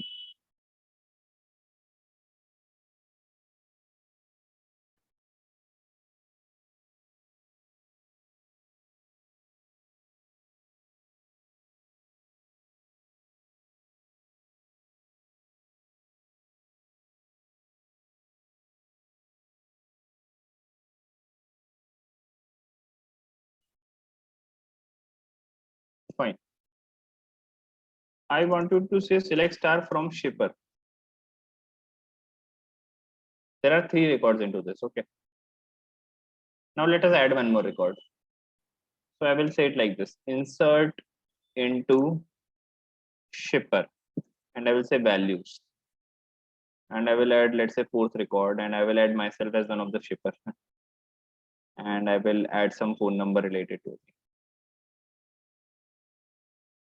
Okay. So once you open shipper, you will see my name as well. So this is known as an insert operation. So there are 4 operations, as I told you: create, retrieve. Create we have seen, retrieve we have seen, update and delete. Okay. So right now you just updated a table or inserted a new record inside the table. If you are able to do it, just give me an insert.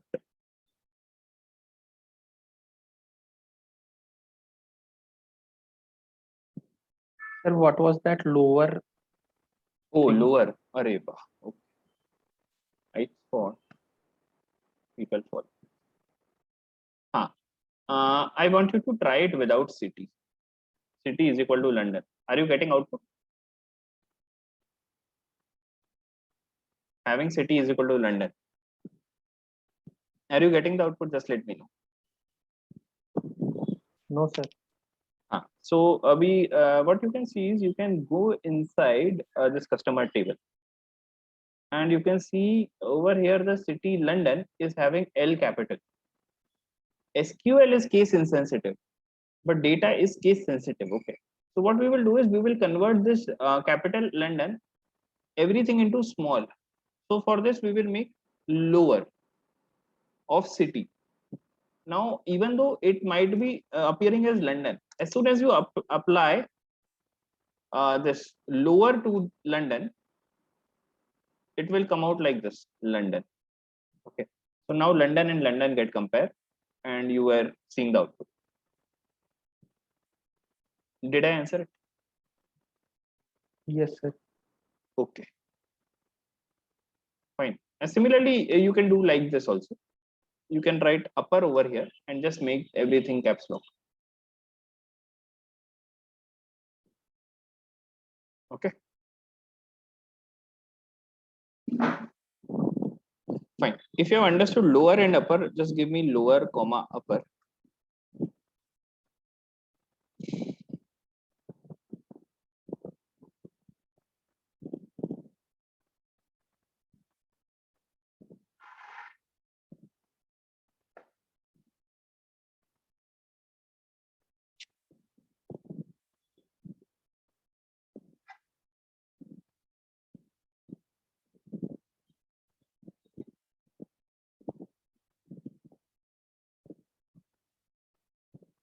Fine.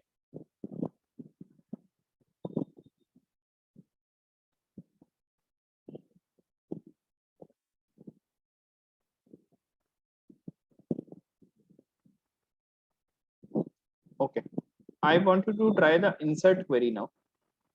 Did we try it? Insert into shipper. I think we have done it, but this is for people who were not able to execute. So you can say 5 comma, and you can say Havish, and we will add his number.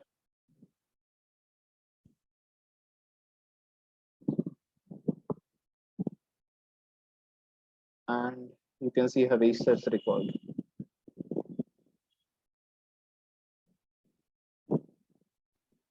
So in this, I'm getting an error that unique constraint has failed.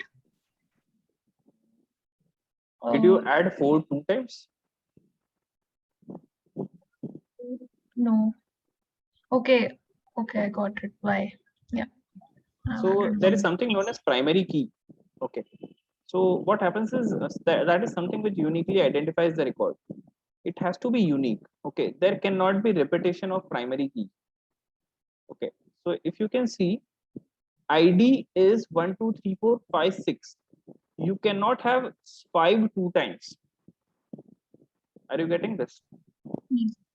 Yeah. So if I try to add another value which is known as 5, and if I try entering, let's say Michael, something like this, okay, it will give me error, the constraint has failed, because the primary key over here for the shipper is, the primary key is ID and it has to be unique every time. So I will have to give it 6 only then it will work. Fine.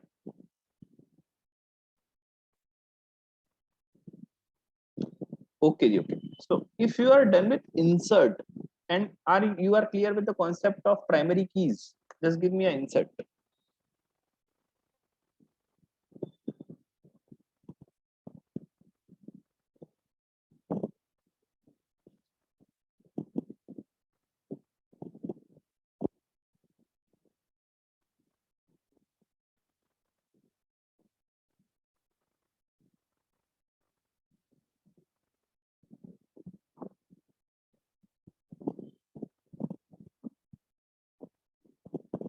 Fine.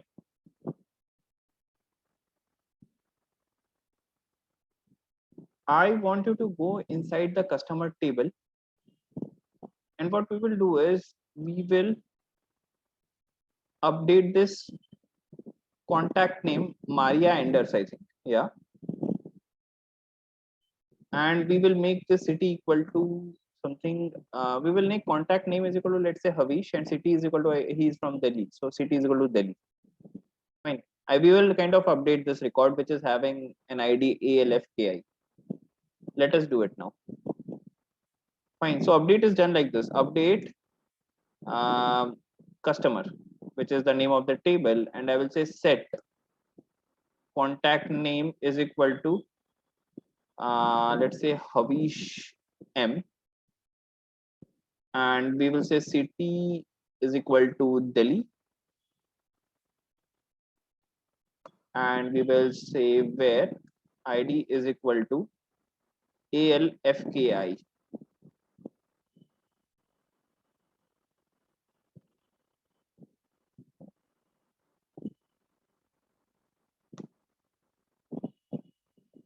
Fine.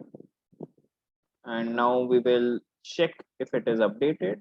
So you can see Havish's name is here and the city has been updated to Delhi. This is known as an update operation. Just give me an update over here.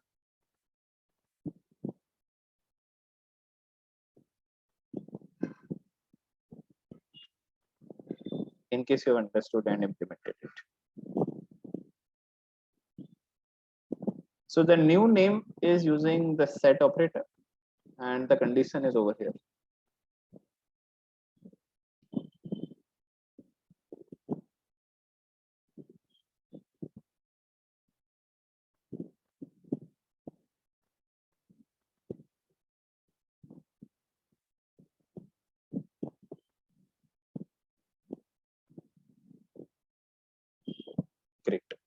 Great. That's great, everybody. Fine. Any questions are most welcome.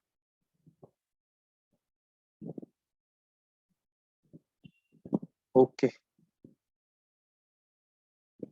Sir, differentiation between single inverted comma and double inverted comma? No.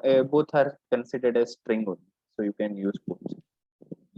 Okay. And if we are writing any number, then commas are not required, right? No, commas are always required. Sir, in the last. Inverted commas are not required. Inverted commas. Correct. Inverted commas are not required. Inverted comma means string. Yes.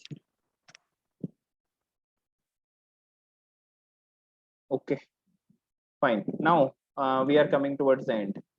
So end is the most important topic, and this topic is known as join.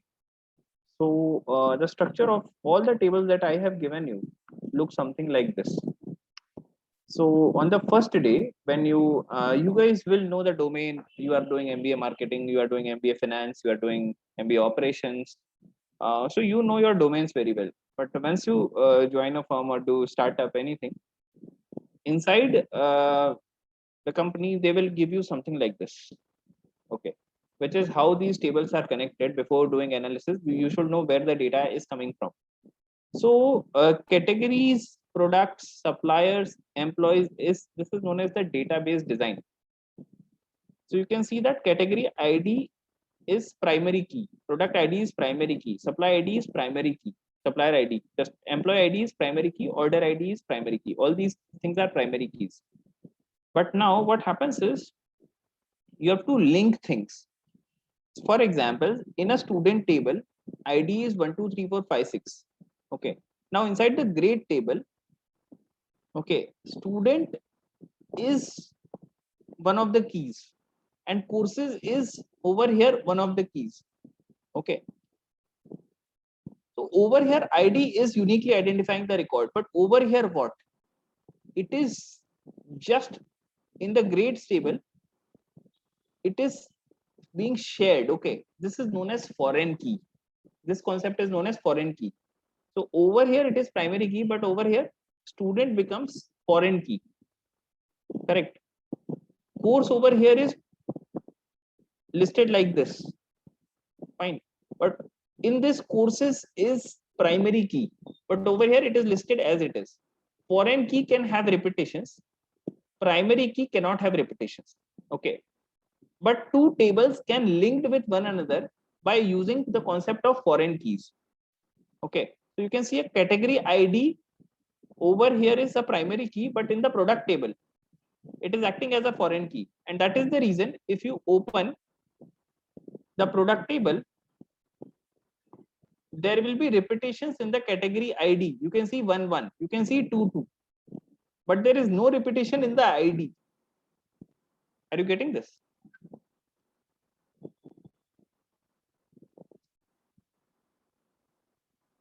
Okay, so this concept is known as database design, and this is how you basically link two things.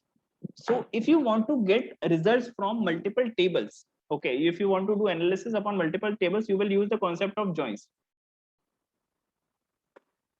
Okay, so this is one of the final queries that we are seeing. So what we will do is we will apply joins across two tables. Okay, which is product and category. Okay, you can see product is over here, which is having category ID, and in category also we have category ID. Okay, or ID. So we are going to link them. If you see this diagram as well, product and category ID, they are linked. Fine. So let us get the records from both.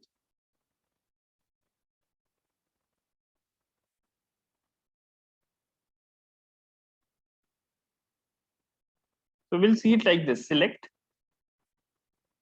We'll give aliases. So we'll say category name.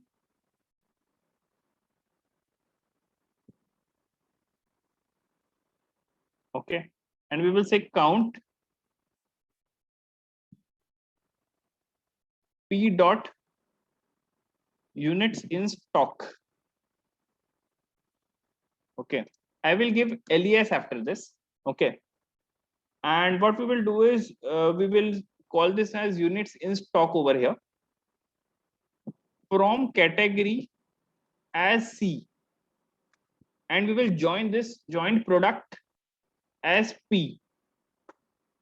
And we will do C dot ID is equal to P dot category ID. We are equating two things which are linked. So over here it is ID and over here it is category ID. So we are equating them. C dot ID is equal to P dot category ID. Okay, and after that we are grouped by category name, and we will kind of order them out.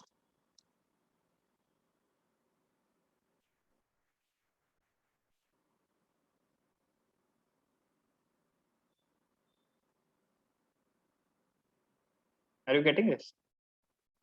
So we have right now connected the two tables and got what are the category names and how many units are there in the stock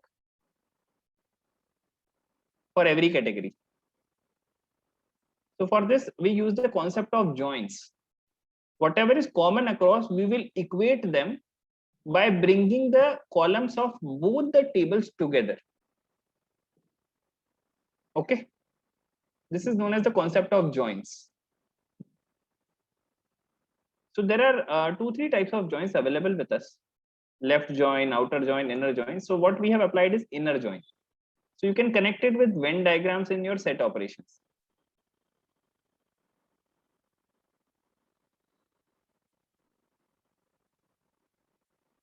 Fine. I just want you to implement this and let me know if you have any questions.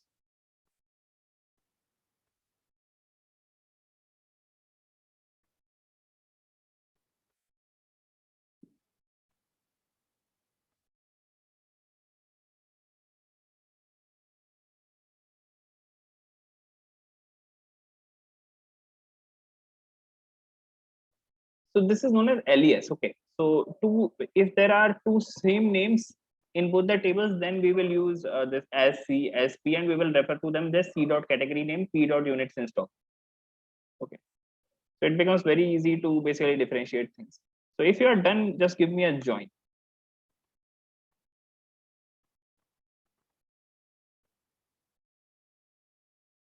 In case you find it a bit longer, I can give this to you in the chat as well.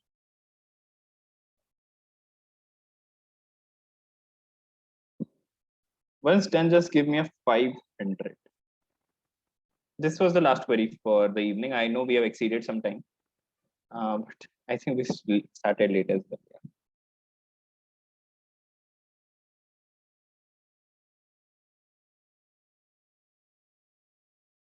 Yeah, any questions are most welcome. So SQL comes when you practice a lot. So I mean, normally I took, for IIM also I've taken 6-7 hours of workshop, 3 hours per day. And after that, I've given them some assignments to solve during in middle. So it is basically practice, I can just say. Okay. But believe you me, right now in my office also, I work for Hitachi and we are, hiring for analyst. So an MBA graduate plus SQL is a deadly combination. Okay. And we are giving preference to people who can do good SQL or even Python. If they are good, we are kind of giving more preference to them. Okay. So yeah, so I just want, I don't expect any person to be even above intermediate, but you can go from basic to intermediate also if you are good with SQL. That is an added advantage. And also you can do some certifications from HackerRank, okay, which proves that you are SQL is one of the good skills that you have. So solving SQL, you can earn some badges, okay, and add to your LinkedIn as well. So there is certification related to it. Okay. So normally I do it in my workshops. Okay.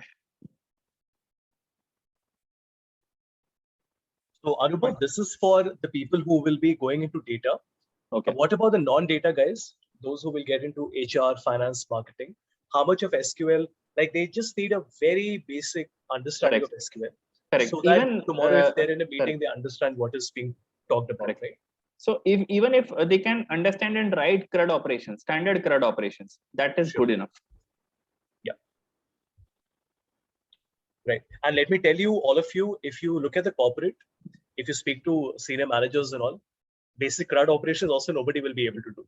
And it is important, because there are many cases where you are expected to be a part of a discussion where simple things like select and wildcard and all are discussed. Like I go in so many meetings and I talk about regex and they're like, we don't know what regular expressions are.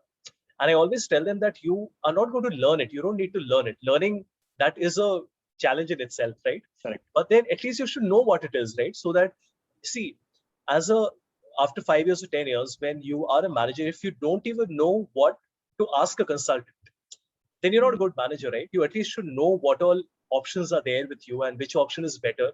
Somebody will otherwise come and say SQL is not required. See, only the people who don't know what they're talking about will tell you the most clear advice, right? If you speak to Anubhav or if you speak to me, most of the time you will see that we give you different options. We tell you this is also good, that is also good. Correct. We don't know what will happen. So right now, if you ask us what will happen after 3 years, what will happen after 5 years in the area of BI and in the area of automation, we don't know. Those who tell you exactly what you need to do, they don't know what they're talking about, right? I have spent, I started working in Excel in 2003, right? So I'm almost going to complete 20 years with Excel.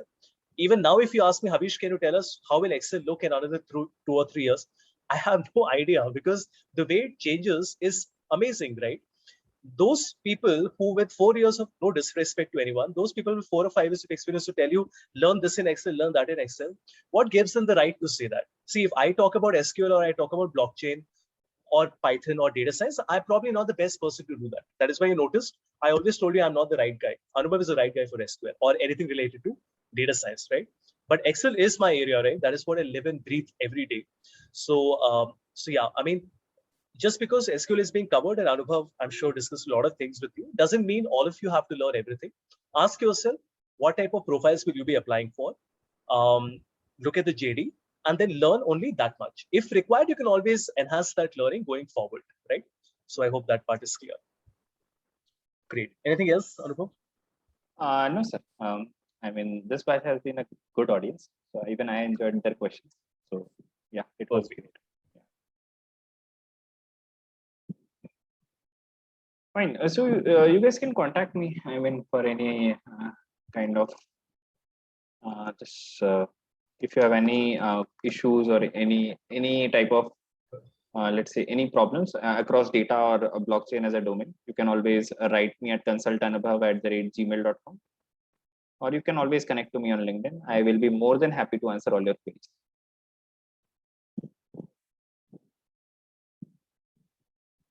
It's simple. I mean, fortunately, I am first one on Google.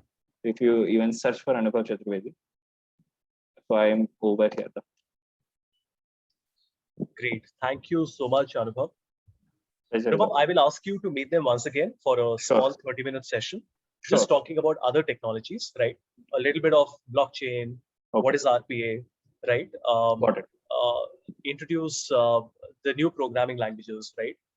Just give a broad, high-level overview of the technology landscape, like what is Power Apps, what is Power Automate, right? Got it. So 30-minute, that will be in a lecture format, not in a hands-on training format, right? Got it. And I will coordinate the time and come back to you.